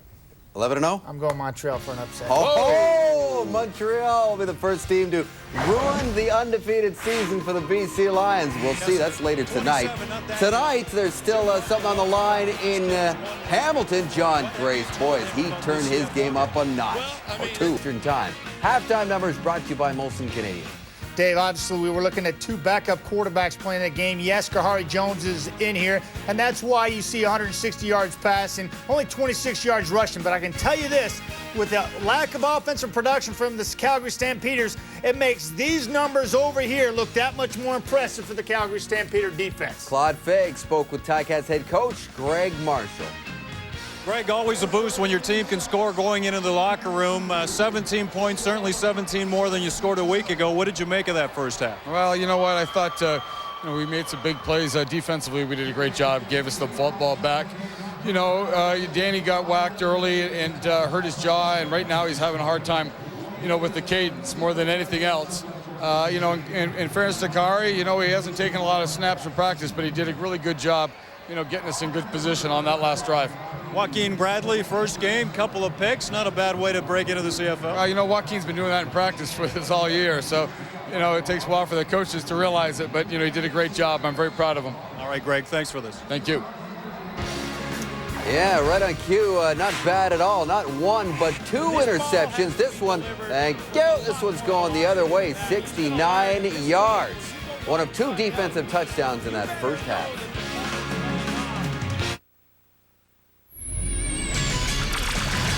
This SportsCenter update is brought to you by the Visa Win What You Buy contest. Visit winwhatyobuy.ca for contest details. Hope you're having a great Saturday night and welcome back to the SportsCenter newsroom. I'm Holly Horton. The next edition of the show comes your way following the football game, and here is some of what we will have for you then. Jays and Yankees, bottom 9, 1-0 New York. Shea Hillenbrand thinks he has extra bases, but A-Rod turns a great double play to end the game. Yankees take it 1-0, and they grab a share of the wild card. However, Cleveland not giving up that wild card without a fight. Tribe facing the Royals. Coco Crisp takes Renelvis Hernandez over and out to right for a 2-run shot. Indians leading it 5-1 in the 5th. On to the A's and the Red Sox scoreless in the first when Manny Ramirez singles home Edgar Renteria. This one tied at 1 in the 6th inning. As well, the St. Louis Cardinals clinched a playoff berth outright today with a 5-1 victory over the Cubs. Full details on SportsCenter. Stay tuned for football. Fag now. Stampeder head coach Tom Higgins. Coach, I guess you may have expected some growing pains with Jason Gesser tonight in his first CFL game. One completion, a couple of picks, maybe not as good as you would have liked. Oh, no question. That's as bad as we could have anticipated. We're hoping that he can shake it as quickly as he can. We have the ball, and hopefully he can give us a little bit of a drive here. All right. Thanks a lot, Tom. Thank you. Guys. Well, a blunt assessment by his coach. I'm sure Jason would probably say the same thing. So Jason Gesser in his first CFL start, trying to get it back on the rails. Well, it'll be interesting to see what they come up with. As Coach Higgins said, they are going to get the ball. They've had 20 minutes in the locker room to really decide what they want to do in the offense they want to run. So Steve Barato and I'm sure Burris had some input. Let's see what they come up with.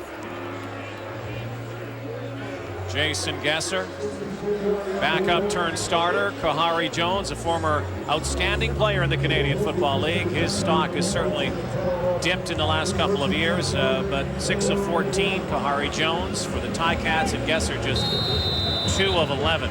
Hard to figure with Kahari Jones. I mean, he had a couple of stellar years in Winnipeg, and everybody thought, wow, this guy's going to be next superstar in this league. And whether it's a confidence issue, I'm not sure. It's just that he just hasn't been able to get it done. Well, let's see what happens here in this second half. Joffrey Reynolds tripped up by Chris Martin. One of the factors, too, for Gesser is he's not been able to go to the biggest weapon for the Calgary Stampeders, number 80, Jermaine Copeland. Well, we said you got Copeland, you got Nick Lewis, 2 of the finest slot backs in the league, but for Gesser, he just can't get him the football now, whether that's play selection from Barato, Steve Barato, the offensive coordinator, we don't have that insight. However, some way, they've got to get the ball in his hands. He's usually the second receiver in on the 3-receiver side. A little tougher to see him.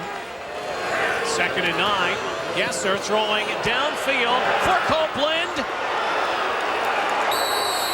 And in a fight for the football, and Jason Goss has his 5th interception of the season.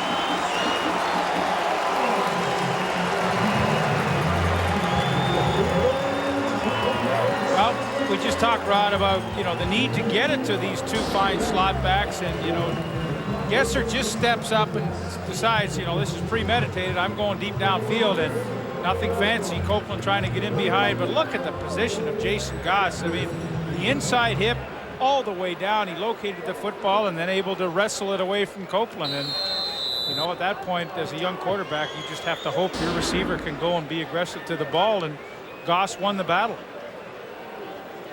Another interception for the Stampeder quarterback. Another interception for the secondary of the Tiger Cats.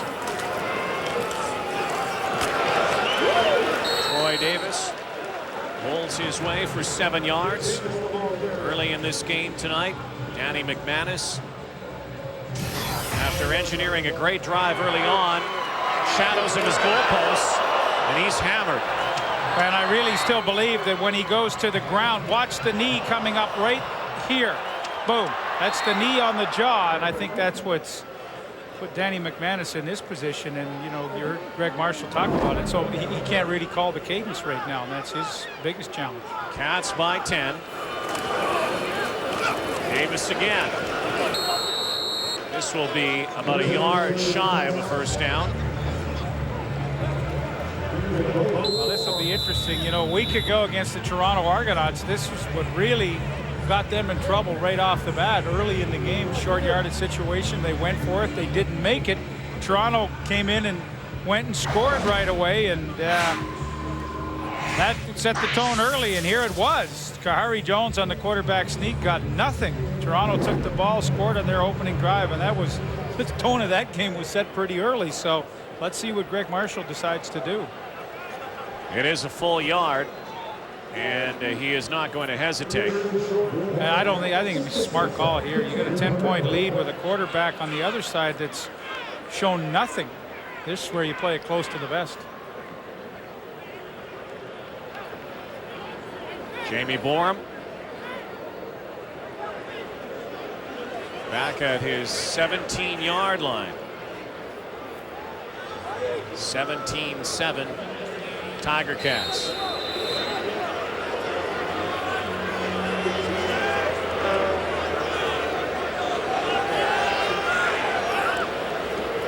Let him go. Pretty good kick.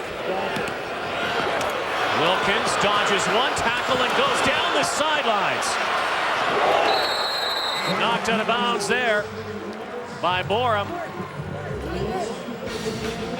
Jason Gesser to get some momentum going. He's had terrific field position. Look at this alignment here.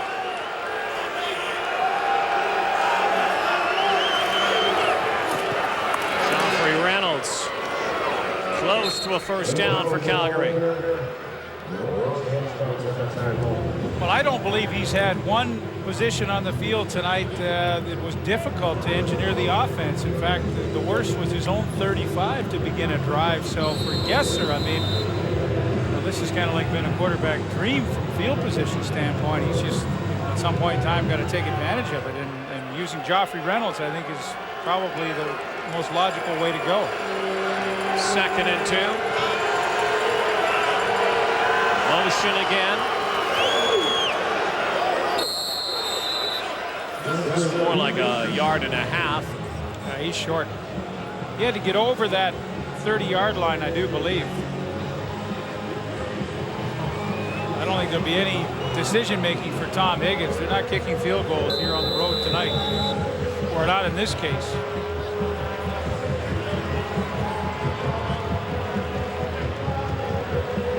They'll bring out the chains once again and measure this. For Jason Gesser, it's probably one of these things that we've seen so many young quarterbacks come in and get forced into a start where, everything is going so fast. Inability to slow it down. Yeah, he had a long way. He's way short. I don't know why they even allow them to measure usually, especially with, lines on artificial turf, not too far off. Gesser wanted to go for it, but well, I thought they would, and you know, maybe he kind of felt this would be a confidence builder, but he didn't really have a whole lot of thrust on that quarterback sneak either.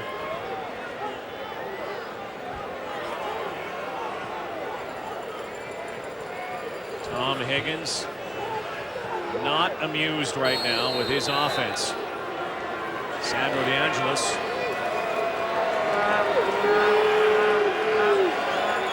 try and put his team within a touchdown.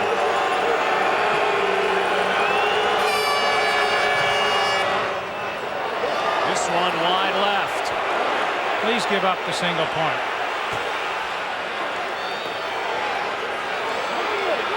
There goes Yeast. And he will. Teased you there for a minute, didn't he? I was thinking they can't do it again. 17-8's the score. DeAngelis field goal miss, the single point by Calgary. Very little offense from both sides in this game here tonight. Kahari Jones turns and fires his strike to Mike Moriarty, who lost the football. Joey Bose has it, and down the sidelines, he's knocked into the camera cart. But once again, another turnover, and the Calgary Stampeders are the beneficiaries this time. When the Ticats overload receivers to the wide side of the field, Calgary's just playing a 4-deep zone. That means that the middle safety, Trey Young, is way over towards the hash mark. Now watch as the catch is made right here. He just punches the ball loose. And Joey Bose with the recovery. So, I mean, you know, you could say the receiver should hang on, but I mean, Trey Young had a great angle to just come in and punch that ball loose. I mean, it's tough to hang on to it in those situations. 3 turnovers apiece. Trey Young, Joey Bose certainly helped give Jason Gesser some good field position. Now, will he finally be able to capitalize? Greg Marshall and the Hamilton Tiger Cats, the game plan from the get-go has been to put Gesser in the crosshairs. They've been coming. A lot of pressure on the young quarterback. Waiting for a new set of down chain markers is Joey Bose. When he went into the sideline, snapped. There you see it. He snapped it right in half. Watch this to the sidelines. Forced out of bounds and boom. That's a good thing they're that flexible. It's a good thing. Some good padding around that card too. Cats want their crowd into it here. Well, here again. Great field position. Very predictable on first down right now. They keep going. Joffrey Reynolds left or right. He's not going anywhere. The Cats have a read on that play. And it's okay if he's getting his 5.7 average, best among running backs with over 100 carries, but you know, in a lot of cases tonight he's not. So once again, there's so many times there's Reynolds' numbers, you know, second and long here. Ticats have shown everything. They've rushed 3, dropped 9. They've brought 5 and 6. All right. 2nd and 7.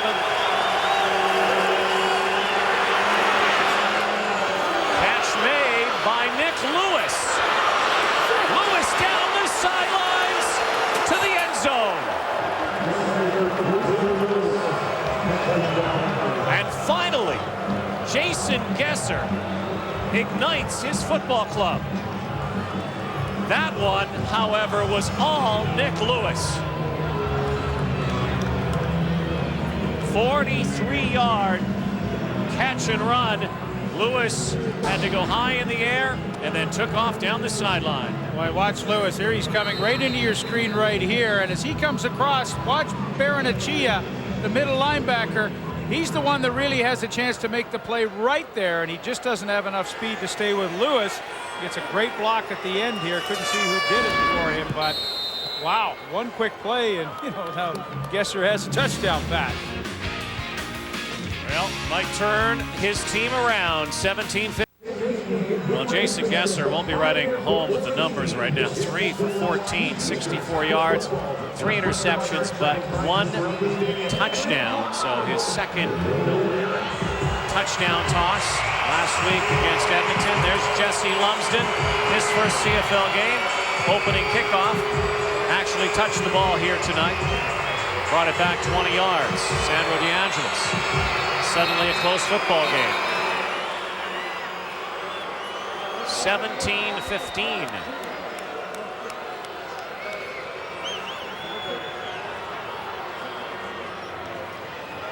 It's nice, though, when you're Jason Gesser and you can throw the ball about 8 yards and end up with a long touchdown pass. But that's the beauty of having Copeland, Lewis, Rambo, guys like that. I mean, when they catch the football, they have tremendous running ability. This one will go to Jesse Lumsden. Here comes the former Marauder again. Lumsden brings it up and dusts the kicker. DeAngelis. Jesse Lumsden, 33 yards in his first CFL game, 53 yards on his 2 returns tonight. Well, that'll get him pumped up, and what I really liked is when Jesse Lumsden finally got to the hole. Watch the acceleration coming up right there. Give DeAngelis credit for hanging in there. There's a bit of a weight differential. He was an explosive back here in the Hamilton area at Mac. Speaking of Mac, an update on Danny Mac. Let's go to Claude Fag. Well, Rod, a quick medical lesson for everybody out there. Danny Mac is suffering from something called TMJ, which is temporal mandibular joint. He actually took his shot to the ligament that joins the jaw to the skull, and he's actually been told he has to keep trying to open and close his mouth, as you can see, to try to keep it from stiffening up. They figure it will anyway, but he's trying to do what he can to stay loose. They still haven't ruled out the possibility of probably or maybe coming back to the game, guys. Well, Kahari Jones in there still. Jones for Craig East, but instead Trey Young with another kick here tonight. Trey Young brought down by Yeast. Yeast came up with the football, so Kahari Jones gives it right back. Turnovers, turnovers, turnovers. What Calgary's doing to the wide side of the field, obviously they think Hamilton's a front side passing team, and they're overloading. You know, the middle safety, Trey Young, is way over double coverage, and he's over the top of the receivers helping out. So when Yeast is trying to go deep, there's extra help deep, and Trey Young with a nice interception. Boy, he's had an active game tonight. Trey Young and John Grace, Joey Bose.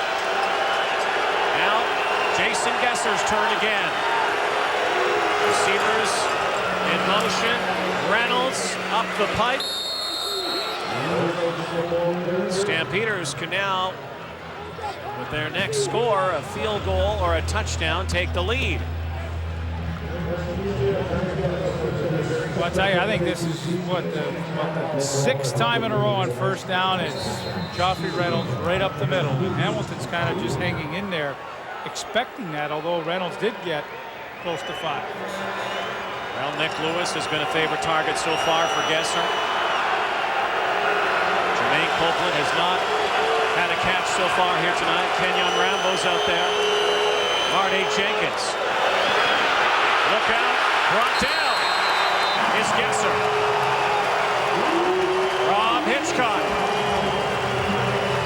Nowhere to go that time. Well, talk about extra effort. I know you got good coverage downfield, and this certainly helps the play, but watch Rob Hitchcock come here. Joffrey Reynolds will knock him down. He gets up and then makes the sack. So, I mean, that's the kind of extra effort. Look, he's down, gets up, makes the sack. Pretty good effort by Rob Hitchcock.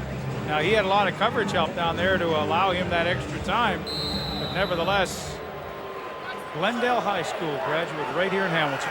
DeAngelis, who is from Niagara Falls, played in Nebraska, missed his last kick This one through the uprights, and for the first time tonight, Calgary Stampeders have the lead. 18-17 on Wendy's CFL Live.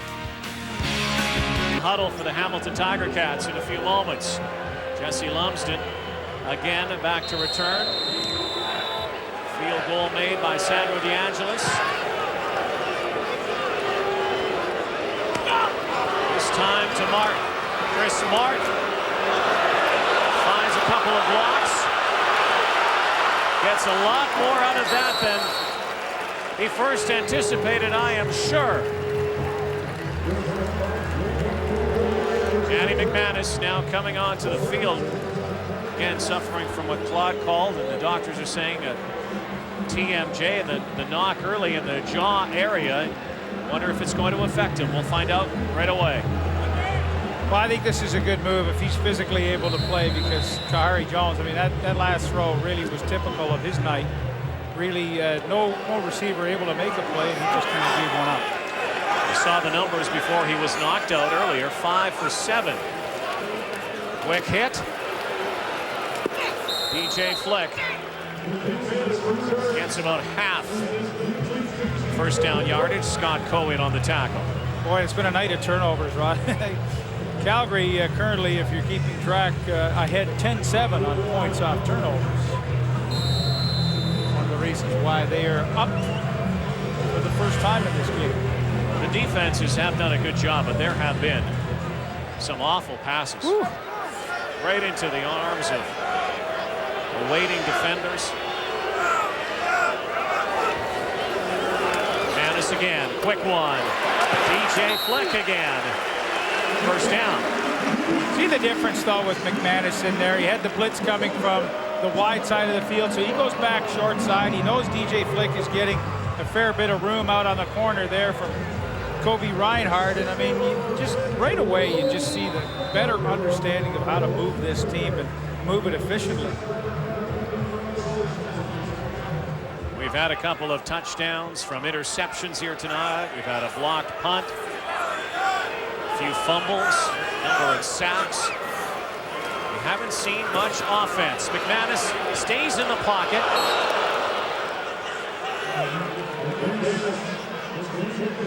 Shane Walton also an opportunity there to pick a toss off, fighting with Craig Yeast. We've seen some defensive backs really fight through for the football tonight. I know on Joaquin Bradley's first interception, he really fought through Brett Ralph and made one, and Shane Walton, who's blocked the punt in this game tonight, fought through Yeast quite well there. Manis had good protection that time as he stayed in the pocket. Both quarterbacks have not been able to stay in the pocket very long here. 5 receivers to his left. He goes right down the sidelines for Flick. And they'll have to kick it away. You know, the coverage was so good, I'm almost thinking that Danny McManus saw that and said, you know what, I'm going to throw it behind my receiver, DJ Flick, to the top of the screen, because Kobe Reinhardt, I mean, perfect position there, but Danny Mac throws it short to the outside where, you know, you saw that had Flick really been able to make the adjustment and the ball been a little bit shorter, he would have been able to make that play.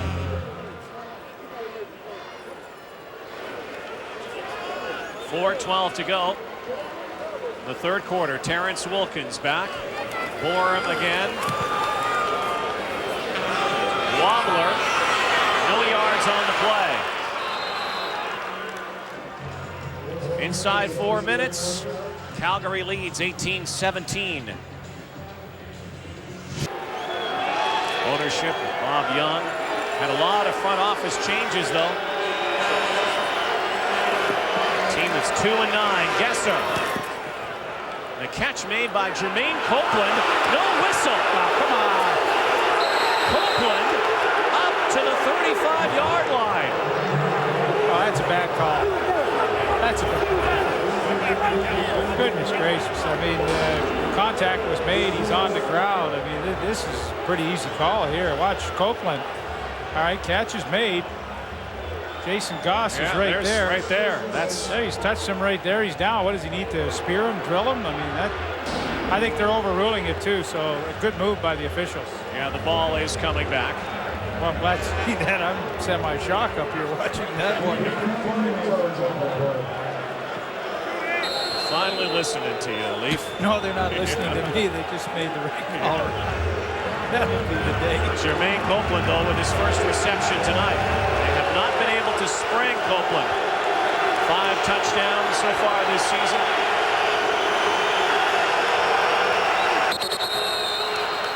Second and 4.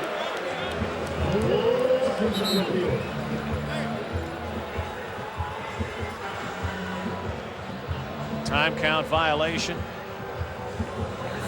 Procedure Calgary, against 50. Calgary. 5-yard penalty. Still second down. That was Jay McNeil who actually moved. So it'll be second and almost a full 10 yards.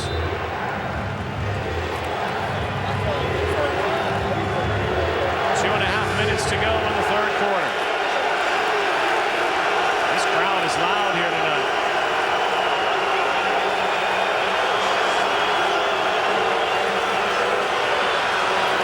Another pick.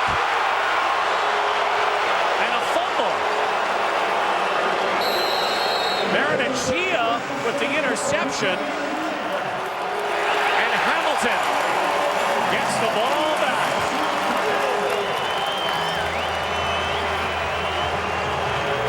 Well, the interesting thing here, Jason Gesser read this play correctly. I mean, here's Marinachia, but what you don't see is in the middle, Wayne Shaw has come up here on the blitz. That dictates you go to the middle. Gesser just got locked in his receiver, and he didn't see Marinachia come back into pass coverage, and he drops the football, but Ticats recover. So although Gesser read the right area to go to, he just got tunnel visioned in and didn't see old Augie there with his second interception of the year. Yeah, if you are keeping score at home, 4-4. Turnover to turnover. What a frustrating, you can only imagine the frustration for Jason Gesser tonight. You got to know he's just so disappointed that this is happening. Roy Davis. The helmet ripped off a Stampeder. A penalty. Face mask, or was it a hold? Face mask call here. Terrence Patrick was in on the play. Let's take a look here. Well, Patrick's at the top of your screen. He comes down inside, and there you see. Oh, yeah. Patrick was the guy who lost his helmet, but he was the guy who had the hand on the grill of Davis. Legal block to the head. Hamilton, number 62. 10-yard penalty. First down repeated. So it goes against Hamilton, but it looks like they may have missed the face mask. Well, it's Marwan Haig, and you can see it to the right of your screen. That's then Troy Davis. That's pretty much a face mask. I would call that a saw. But first down and 22 yards to go. Well, they got one, they missed the other.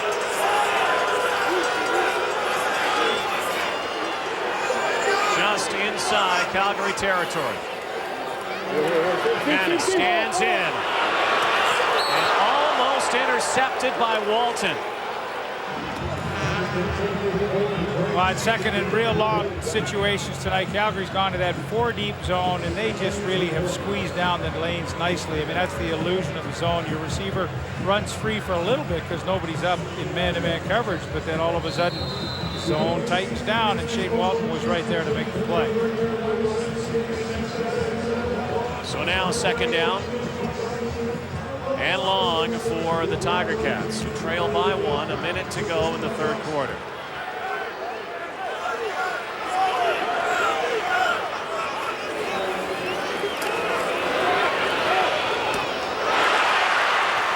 Brought down is Kamal Peterson, way short of the first down.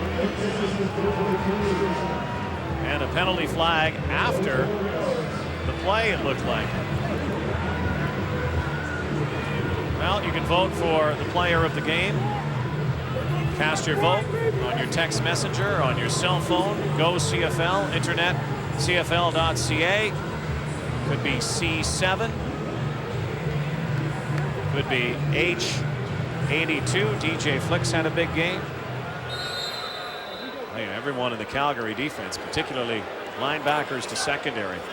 Well, interesting call here by Greg Marshall, choosing to have a Jamie Porum punt when there's no question he has the distance field goal wise from here. Let's Field go. position he feels far more critical at this stage. Trying to angle it. Calgary will start at the 20. You know, and as tough as it's been for Jason Gesser tonight, I think if you're a head coach like Greg Marshall, you probably do start thinking that way. I want to pin this guy deep and make him try to put some plays together, which he's shown he really hasn't been able to do tonight. Yeah, as frustrating a night it has been for Gesser, just 4 of 16. His team does have the lead right now. It's amazing. I think it's more frustrating right now for the Hamilton Tiger Cats and Greg Marshall to know that they have this greenhorn in the Canadian Football League at quarterback right now, and they still don't have the lead. Well, it's the turnovers that have killed Hamilton.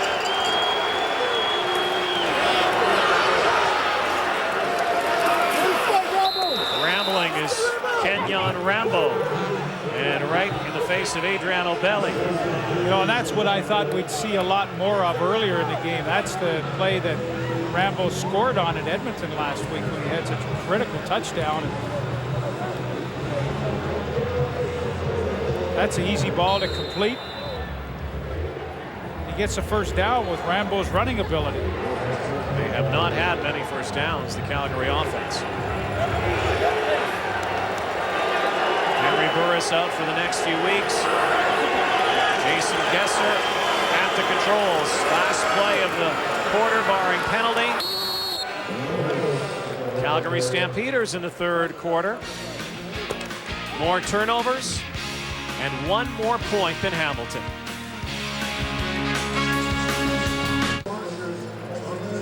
Hamilton-Calgary game tonight brought to you by Rona, the how-to people.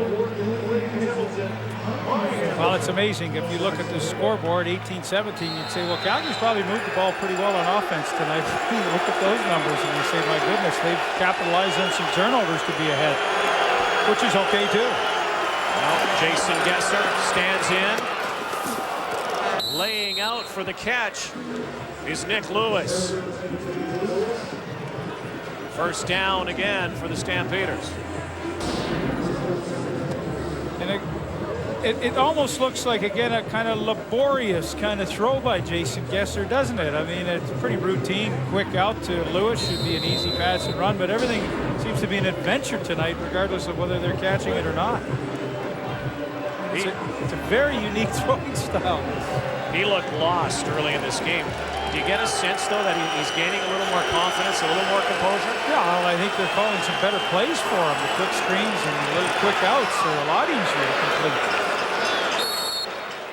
Joffrey Reynolds batters for 7. See, and this is key. First down is key with any quarterback, and probably more importantly with Gesser tonight, because now at 7, you know, you've really tried to establish Reynolds. It always hasn't worked, but it certainly you've planted the hard seed with Hamilton's front 7 that you are going to run the football. I mean, you can go play action here if you want. And Davis Reed, he's responsible for trying to mix things up on defense, but you know, here at least you have some options for Gesser on second down. Backpedals, throws over the middle for Copeland. And that was well executed by the rookie quarterback. Finally found Jermaine Copeland downfield. Wow, and a great read by Gesser, and Copeland, here he is, and the reason why he goes to the middle is because, number 1, Wayne Shaw, the middle safety's up on the line of scrimmage, a little move to turn Goss around, and the ball was thrown well enough that Copeland could make the catch, but again, the couple of times that Wayne Shaw, the middle safety's come up on the line of scrimmage, Gesser has seen it. He went to the right spot both times. One, though, he just didn't see Baranachia, the middle linebacker. Down to the red zone now for the Stampeders. Gesser decides to take off. Has nowhere to go. When he says he's not a slider either, he says, no, I never really learned how to slide too well, so you won't see me do that.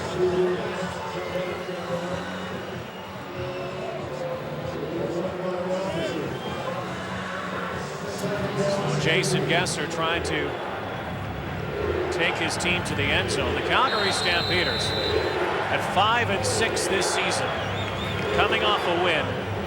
Could do something they haven't done in a long time tonight, and that's win 2 games in a row.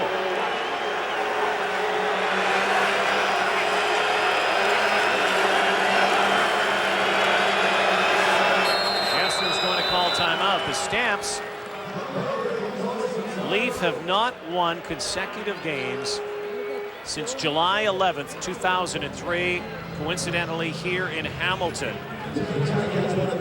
The good news, though, is, Rod, for Tom Higgins, they are 3-3 on the road this year, so they're not uncomfortable away from playing away from Calgary.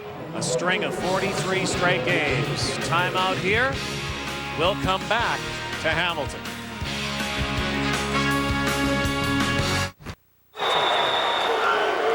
Well, welcome back. In the end zone is Kenyon Rambo for the Calgary Stampeders.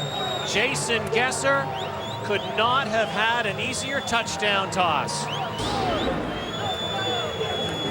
Well, initially they got pressure on him, and huge coverage breakdown for the Ticats because this ball is just kind of lobbed into the end zone. Nobody there. Tad Cornegay looking inside saying, well, I thought maybe you had this and I had that. But the bottom line is that Jason Gesser has his 2nd touchdown pass of the night, and the Stampeders, who have been playing horribly, are now comfortably ahead. What does that say for Hamilton? I'll tell you what it says about Hamilton right now. The city is very quiet. Stampeders lead 25-17. Kenyon Rambo. 2nd touchdown reception from Jason Gesser. Had one last week against Edmonton. Jesse Lumsden back. The Hamilton Tiger Cats now in desperate need of a spark. Trailing 25-17. Have not scored in the 2nd half.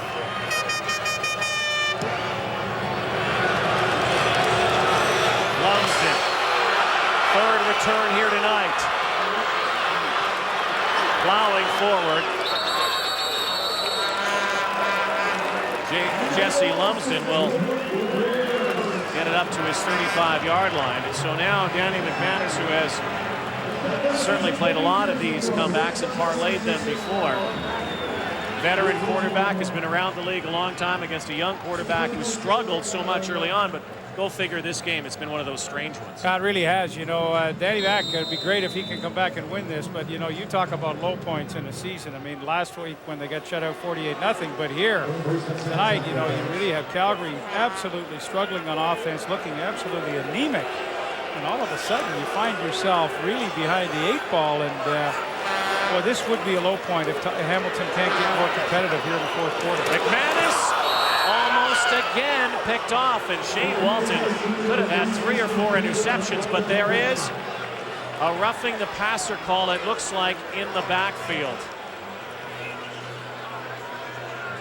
McManus was hit. Foul, roughing the passer. Calgary, number 92, 15-yard penalty. 1st down.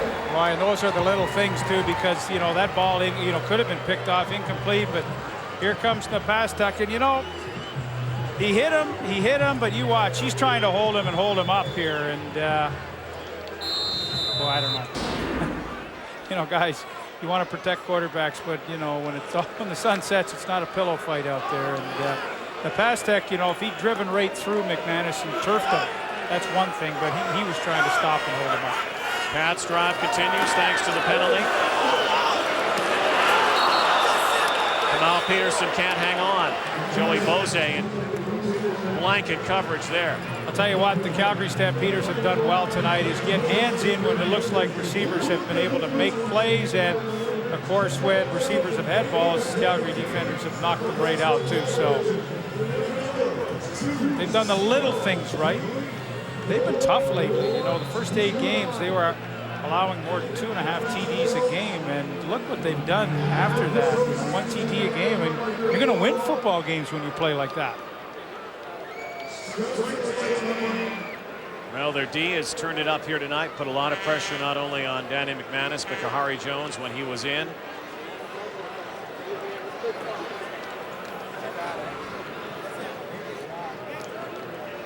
Well, Denny Crehan is going to call the defenses, and you know, all of a sudden now he's got a lead. He's got to try to figure out, well, look, do I want to be aggressive with a guy like Danny McManus, or do I want to get back in coverage? And you know, normally this team brings a lot of linebackers, but one of their best pass rushers, John Grace, is down on the field right now. John Grace, touchdown here tonight on an interception as a fumble recovery, a sack. And right now he's hurt. And there's Troy Davis. His responsibility was to pick up John Grace, and here's the block right here. I mean, that is a serious blow that he just delivered. And if you'll remember back to the Labor Day game here with the Toronto Argonauts, Jonathan Brown, the big defensive end, came in untouched, and Troy Davis, the same kind of protection, was on the right side, and he lined up and came over on the left and absolutely pancaked big defensive end Jonathan Brown. And this was the exact same pass protection scheme, and John Grace really took a hit on his chin. But Troy Davis, you know, I've always admired the way he plays the game, not only rushing the football. We all know how well he does that, but in pass protection, he's pretty tough. Grace woozy going to the sidelines. 2nd and 10 now. Manis in tight coverage again. Traffic out there. Khalil Hill. First time that they went to the rookie receiver. And Pascal Masson, who comes in as a 5th or 6th and 7th defensive back, plays the corner in these situations, and watches the speed he turns with and gets the hand in once again. Bose on the previous play now. Pascal Masson from the University of Laval. Will they lose a game this year, Laval? I mean, they are tough. You saw Khalil Hill there. He is the brother of Akeem Hill, who's with the Argos, suspended by them recently. Great genetics in that family. Long lineage of football players. First game with the Cats here tonight.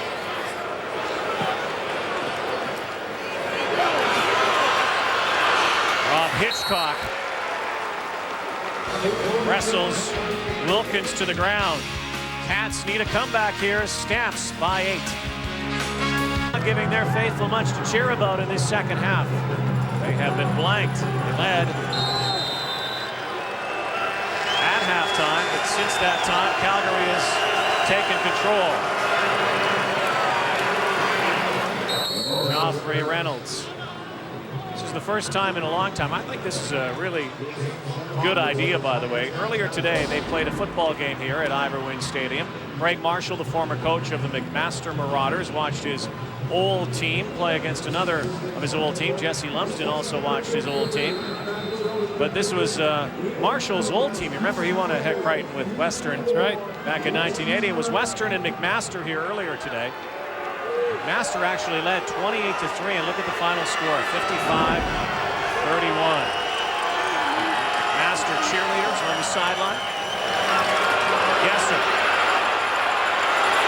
Gonna have to get rid of it. He does. To Corey Richardson. And a little scrap going on in his sidelines. Once again, you know who's in it, Adriano Belli. Down there with Kenyon Rambo. They were going at it. Gesser deciding to dump the ball off at the last moment. Well, he really held it and held it. I mean, he knew he was going to get drilled, but he dropped it off to Corey Dickerson, a rookie out of USC, who's playing his first game. But I mean, that takes a little bit of courage to hang in there when you got Alfonso Roundtree and of course Adriano Belli. Bit of a mismatch for old Kenyon Rambo. Won't be taking on those tackles. 9 minutes to go, fourth quarter. Rambo.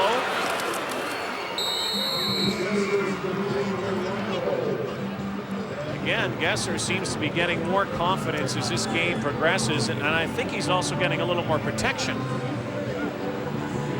Still has a real funky delivery, though. I mean, that thing is interesting to watch, and nobody really ever said that to us. You know, that, hey, you know, he's not the most prettiest quarterback out there, but he gets the job done. They did say he wasn't a great practice quarterback, but a much better in-game quarterback. Completed his last 6 passes. 2nd and 5 now.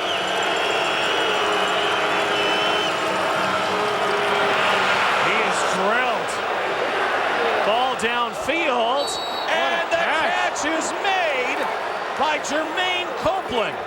Spectacular layout catch by Jermaine Copeland. Put it on the highlight reel. Well, that is unbelievable. That was great coverage, and what an effort. Here's Copeland. He's going to come down here on the post, but it's the right hand. Watch how it finally extends, and he just adjusts to the football right here. Oh, well, boy. It bounced off his helmet, everything. What a catch. Well, it hit the ground. Yeah, I don't know what? Upon further review. If that was challengeable, you know what? That wasn't such a spectacular catch. It looked right. It looked like, oh my. Missed that one. I think the artistic flair may have helped afterwards. Copeland coming up so quickly, but Gesser also on that play hung in because he got absolutely rocked by Renard Cox. Well, let's go back and again, I mean, you know, he sure stands tall. Second play in a row, he's just going to get pounded. Cox coming in from the blind side and plants the helmet right in the chest, but you know, they got the benefit of a good call downfield. Well, look at this. Last minute substitution here. Look at just getting there in time. 7 minutes to go here in the fourth. Well, Calgary put a short yardage unit in, and Hamilton wanted to quickly counter. Come on.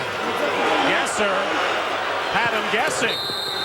He ran the wrong play. That's not a. They're not going to run naked bootlegs with him at this stage of his career. He went the wrong way and made a great thing out of a bad thing. Let's have a look here. Everybody's going left.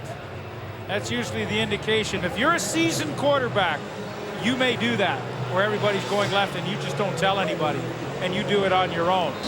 When you got 11 guys going left and the rookie's going right, you know somebody made a mistake. It worked out, but that could have been very embarrassing.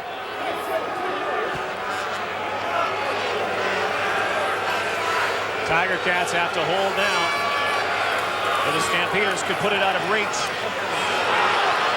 And another touchdown for Calgary.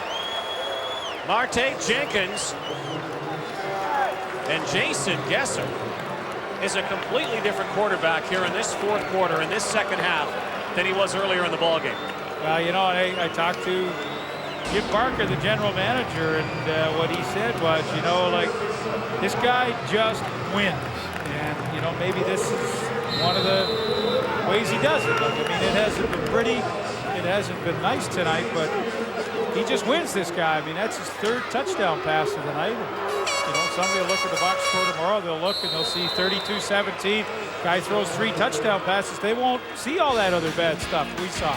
What they will see right now is the score. 32-17 Stamps. Kavis Reed and Alfonso Roundtree. Not only are the Ticats losing, they are losing their composure right now. This team has become unglued in this second half. Their offense doing very little, and their defense not able to hold Jason Gesser and the Stamps. Jesse Lumsden lost the ball, got it back.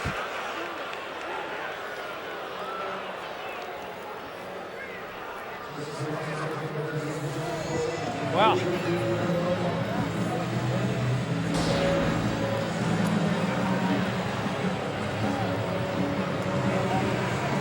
Lumsden not be able to have the handle on that football, and tough night here for Hamilton. I mean, I thought they felt like they were just going to bounce back from last week, and, you know, had some different guys in the secondary that were going to be good, and you know what, it just hasn't worked out that way. Greg Marshall even said it, you know, after the wins over Winnipeg, a win over Toronto, their biggest win of the year, the reality has sunk in. They still have a lot of work to do. The Hamilton Tiger Cats. Troy Davis, it's about half the first down yardage. Well, the Calgary Stampeders will put a lot of pressure on you. They have tonight. Here's our sack attack. Quarterback sack totals. Purelator tackles hunger across Canada. 33 sacks, tied with Edmonton. Well, I think the frustrating thing for Greg Marshall, you know, they had those 2 wins in a row, and they all of a sudden now, you know, new life start to set their sights on Montreal, if you can even say that in the same sentence, and then set their sights on Ottawa, because Ottawa have lost 4 or 5 in a row. And now all of a sudden tonight, well, I think this takes the wind out of their sails. And, you know, as their interim general manager, Bob Katz, said, well, you know, if we feel like at some point we're definitely not going to be in the playoffs, we're going to start to take a look at a bunch of people. And I think they're close to doing that right now. Well, they know that they have to run the table. For Yeast, makes the catch in traffic. Nice grab by Craig Yeast. Danny McManus trying to bring his team back inside 5 minutes. Stranger things have happened. This is the CFL. Comebacks can happen in a hurry. And a shot in the back by Shane Walton, but Craig Yeast still able to hang on to the football. So, you know, listen, hey, 4:32 to go. Danny McManus is a great time manager on the field, and we'll see.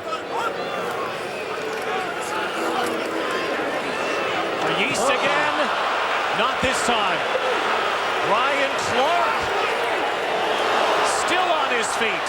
Ryan Clark to the 35. What speed he's got. He's going to take it to the house. A touchdown.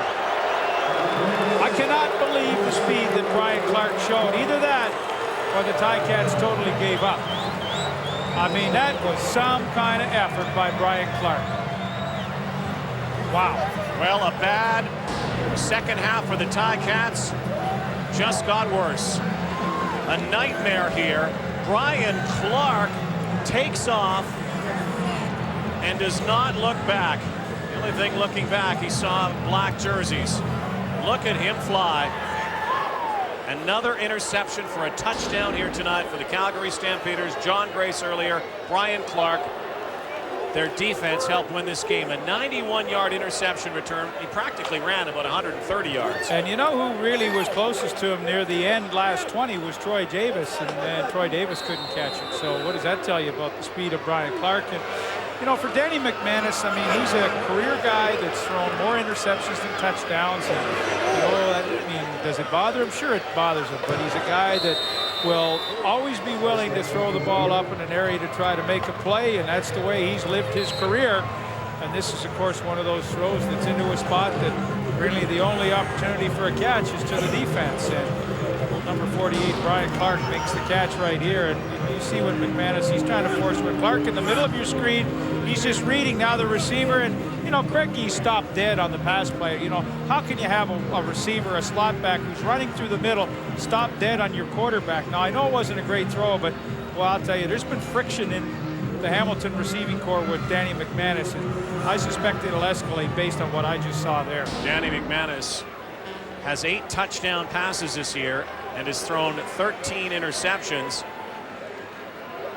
2 tonight for touchdowns. Brian Clark, the former Bomber.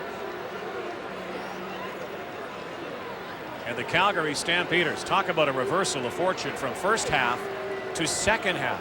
Their young quarterback looks like he was being fed to the Lions, or the Tiger Cats at the very least, in the first half. He did not look good. The team did not look good. Ticats led, and in the second half, it has all been red and white. Well, you know, here's kind of what I'm talking about, and I'm not really getting on Craig Yeast, but, you know, you got to go right through this area because McManus wants to hit this spot, and watch Yeast, he kind of just stops, and Danny's expecting him to continue on through and maybe fight for the football at that stage, but, you know, he chose not to, and Ryan Clark, what an effort. Take nothing away from that, but I just felt like, you know, at certain points in this season, the Hamilton receivers, you know, maybe haven't tried as hard as they could have. And last week, Toronto shut them down very, very easily. 39-17 Calgary. 5-4 turnovers for Hamilton. Tomorrow, the NFL on TSN, 7:30 Eastern, Sunday Night Football in high def. Kansas City, the Chiefs against the Oakland Raiders. It's tomorrow night. Here tonight, It has not been, well, let's put it this way, this game is not going to be shown on any of those classic channels. No, it's not going to be. A lot of mistakes, and you know, though we said it early, sometimes a lot of mistakes and turnovers make for a really entertaining football game. And tonight, I'd say it was just more on the sloppy side than anything else. It's going to be good for Calgary. I mean, you know, here's a team that's you know, 5-6 coming into this game. They get back to 500. Tom Higgins, first-year coach, a lot of different players. And, you know, it's not all bad to get a win on the road. It wasn't an oil painting for Jason Gesser, but hey, a win is a win is a win. You know, just getting that first win, getting some confidence in this second half. He looked a lot more composed than he did in that first half. Well, again, the box score is going to say 3 touchdown passes. Somebody's going to say, well, that's impressive. Chris Martin, tackle from behind. Lawrence Deck with the tackle. Well, this one is pretty much fait accompli now. You could practically put the L beside the Hamilton Tiger Cats. Greg Marshall knows that a loss is costly. But you know, we lose another game or two, and now we start to build and look at building them for, you know, 2006. None of us want to do that right now. Everyone is playing hard. You know, they know what, you know, losing another game means. Well, you know, it's tough when you still got 5 games left of the schedule, and you know, you kind of kiss the year off. Greg Marshall, Danny Mack on the sidelines now. Marcus Brady in. Greg Marshall goes from Coach of the Year to going back to the kind of season the Tiger Cats had the year before, that 1-17 season. 2-10. And especially when they've made such great strides in the community. Brought so many people back to the stadium. Well, no, it's a fun place to watch a football game. I mean, when have you seen tents in the end zone? We never saw that at Ivor Wynn. Real party atmosphere, and that's a good look at these faithful, very, very loyal fans. And the CIS doubleheader with Western and Mac was a great new innovative way to introduce people to both games, college and pro. And I was going to say before we went to that clip of Greg Marshall, you know inside that he's just burning. He has just an enormous desire to win and to compete at the highest level. And you know, I don't think it's coaching here. I think in some respects there's been some mistakes coaching-wise on special teams, but from a head coaching standpoint, they're going to have to analyze just who they have and spend more money on scouting, which they've committed to. Marcus Brady. Stampeders do not lay off a bit here at 3:23 to go. Well, I mean, one of the first things you're coached is late in a game like this, never let up. You know, if I've heard it once, I heard it 1,000 times from your coaches. When you let up, you get hurt. So you play every play 100%. Try to keep your head on a swivel, but play every play hard.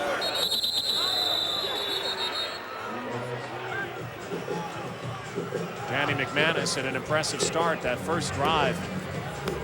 And then knocked out of the game. 9 of 19, 2 interceptions.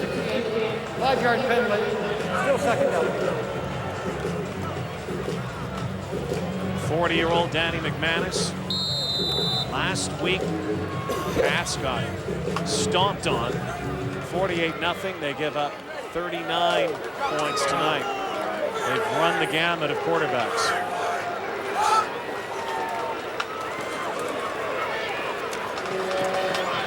Who would have thought, Lee, that this young quarterback, Jason Gesser, would end up being the winning quarterback after that first half? Yeah, no, I wouldn't have, that's for sure.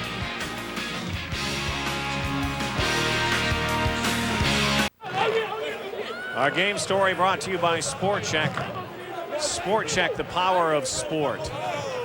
Well, Jason Gesser, it wasn't pretty, but I mean, he ended up 12 for 24 because in the second half he's been 8 for 8. I mean, again, it hasn't been pretty but effective. And Jesse Lumsden's debut, probably not that memorable for him. I think, you know, what's not in the game story too is the fact that Joffrey Reynolds had 64 yards on the ground, but they were all first down carries when they needed him, and they had reasonable production in that area. Mike Moriali stepping out, 2.5 minutes to go. 39 17 Calgary. 21 unanswered points by the Stampeders here in the second half.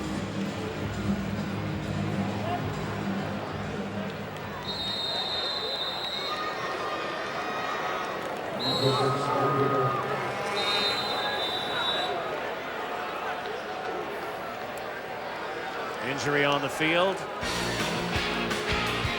We'll come back to Hamilton right after this.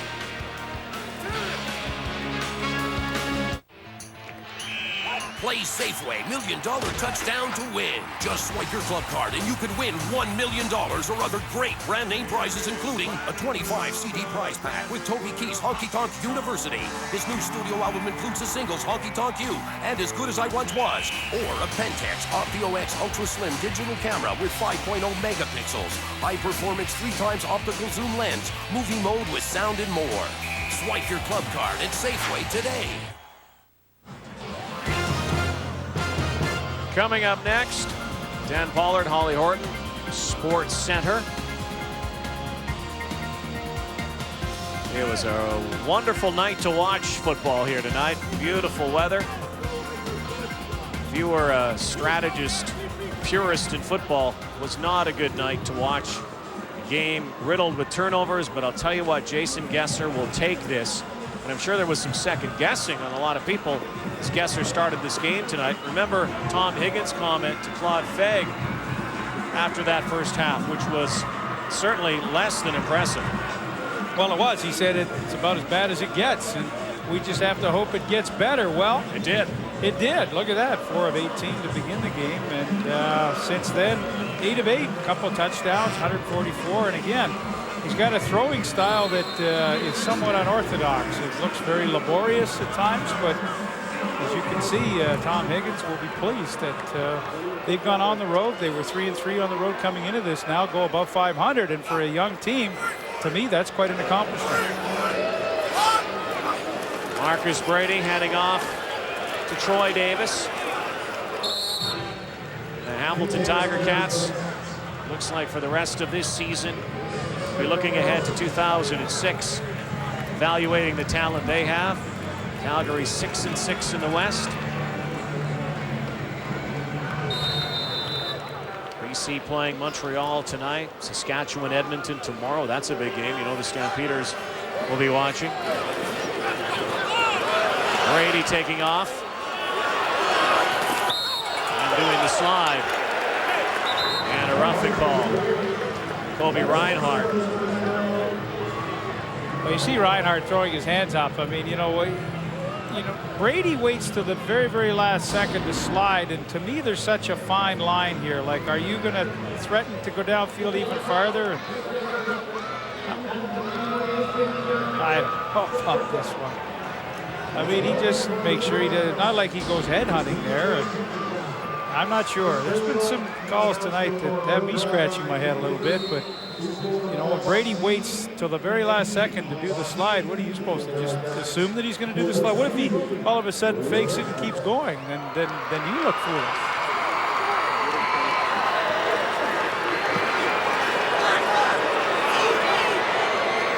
You're getting your dander up here. No, not really. This game's over. I know, but I just... Down the sideline. DJ Fleck makes the catch. A catch by Copeland.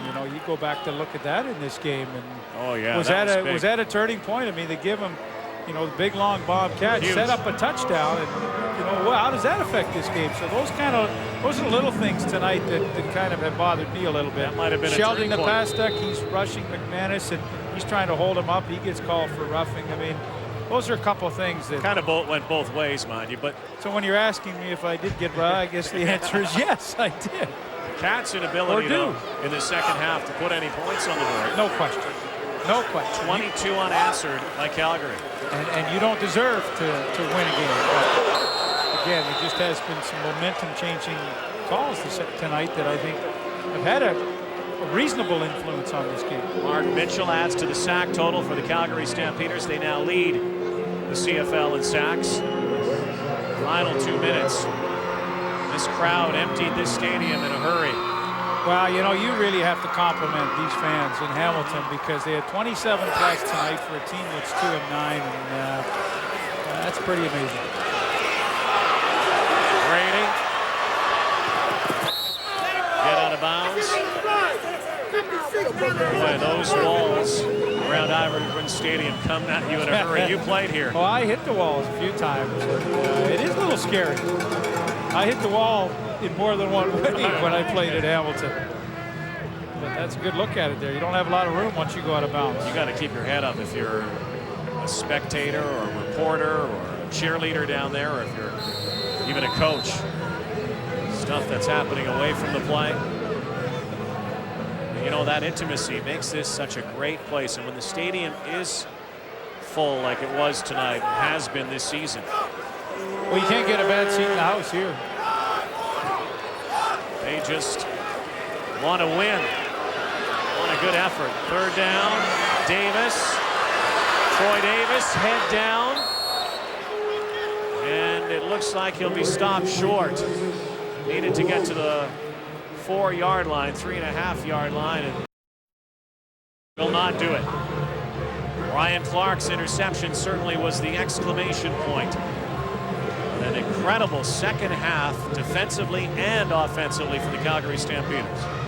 Yeah, they made, you know, the difference in the first half. They didn't make any plays, but in the second half, I mean, they just made play after play after play. And, you know, Nick Lewis takes this one from 35 yards out.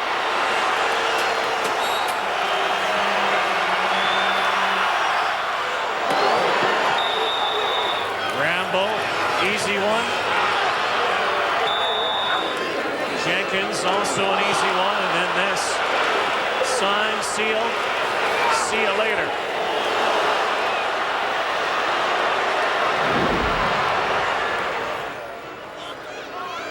Tons of turnovers here tonight. Ticats turn the ball over on downs.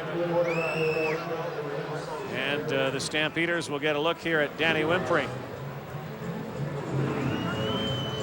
Yeah, I'm not sure why they would even put him in at this stage. They're just going to ask him to kill the clock, deep in his own end here. In fact, if they can't kill the clock, I'm sure they'll give a safety up at least to kick off. Imagine that, though, Leaf. 3 quarterbacks that they have, they're all first-year players in the Canadian Football League right now, because it's obvious Henry Burris is done for a few weeks, potentially this season. They're going to have to go with them. Nick Lewis on the receiving end, and that was a good throw. A really good throw. Danny Wimpring, I mean, you know, he likes the shotgun. Boy, he just steps up and delivers a bullet here. I mean, this kind of motion you can appreciate. Wow. Gesser got it done, though. Got to credit him. In that first half, he looked like a guy who was completely out of his league, out of his element, confused. Well, if you'd asked me to predict, which I'm terrible at, I would have been wrong. Oops. Oh, baby.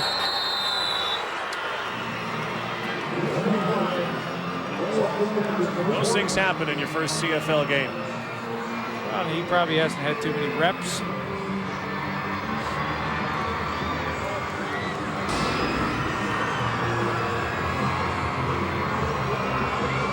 Not be on the honor roll. Probably the most surprising hit that Joffrey Reynolds took all evening. Going as good as as great as the Calgary defense has been here tonight. Hamilton's defense held in the first half, not so in the second. Their secondary was shredded. Jermaine Copeland trying to fight with Chris Martin. 30 seconds to go. And the Calgary Stampeders are going to go to 500. The Hamilton Tiger Cats will be 2-10, and for the first time in 43 games, the Stamps have a winning streak. 2 in a row. That was a huge win in Edmonton. They come back on the back end of that doubleheader and win in Edmonton with a huge crowd, I believe 45,000 plus. And for that guy, right there. Yeah, I mean, I'm thrilled for Tom Higgins. I mean, I like him. I think he's a good coach. He's certainly well prepared and makes good decisions throughout a game. And he's done a great job. That one was close to being blocked. Everything's inconsequential at this point, though. This one is over. It was over when Ryan Clark went 91 yards to the end zone. Well, tomorrow, Wendy's CFL Live is back with you. To the prairies we go. The Edmonton Eskimos, Saskatchewan Roughriders, 4:30 out east, 1:30 out west. Big game there tomorrow. Stampeder fans will be watching. So now that you've seen him in two halves, I mean, truth was, and he would be truthful about it, he was pretty awful in the first half. In the second half, it seemed the game got a little slower for him. It got a little slower, and if you'll notice what he did is he started to throw a little shorter. He wasn't throwing deep as much, and when he got into troubles when he was throwing deep and trying to force things and make things happen, when he threw underneath, so he got comfortable with the quick screen to Rambo early in that third quarter, and I think that really helped him. Final few ticks here left. Keep in mind, the last time he started a game was almost 2 years ago, 2003. In fact, before that, the Rose Bowl game, 2003, when his Washington State Cougars lost to Oklahoma. Yeah, unfortunately, you know, when you are critical of a young guy's performance, it's a show-me league. It is the pros, and you know, you can cut him a lot of slack and say, well, it's his first game in 2 years and this, that, and the other. But the bottom line is, you're paid to deliver in this league. Last play. Now the thing is, he's also got the respect of his teammates. Well, there's the guy who'd give him the most respect as his general manager, who traded to get his rights. What a second half, 22 unanswered from the Calgary Stampeders, who win it 30.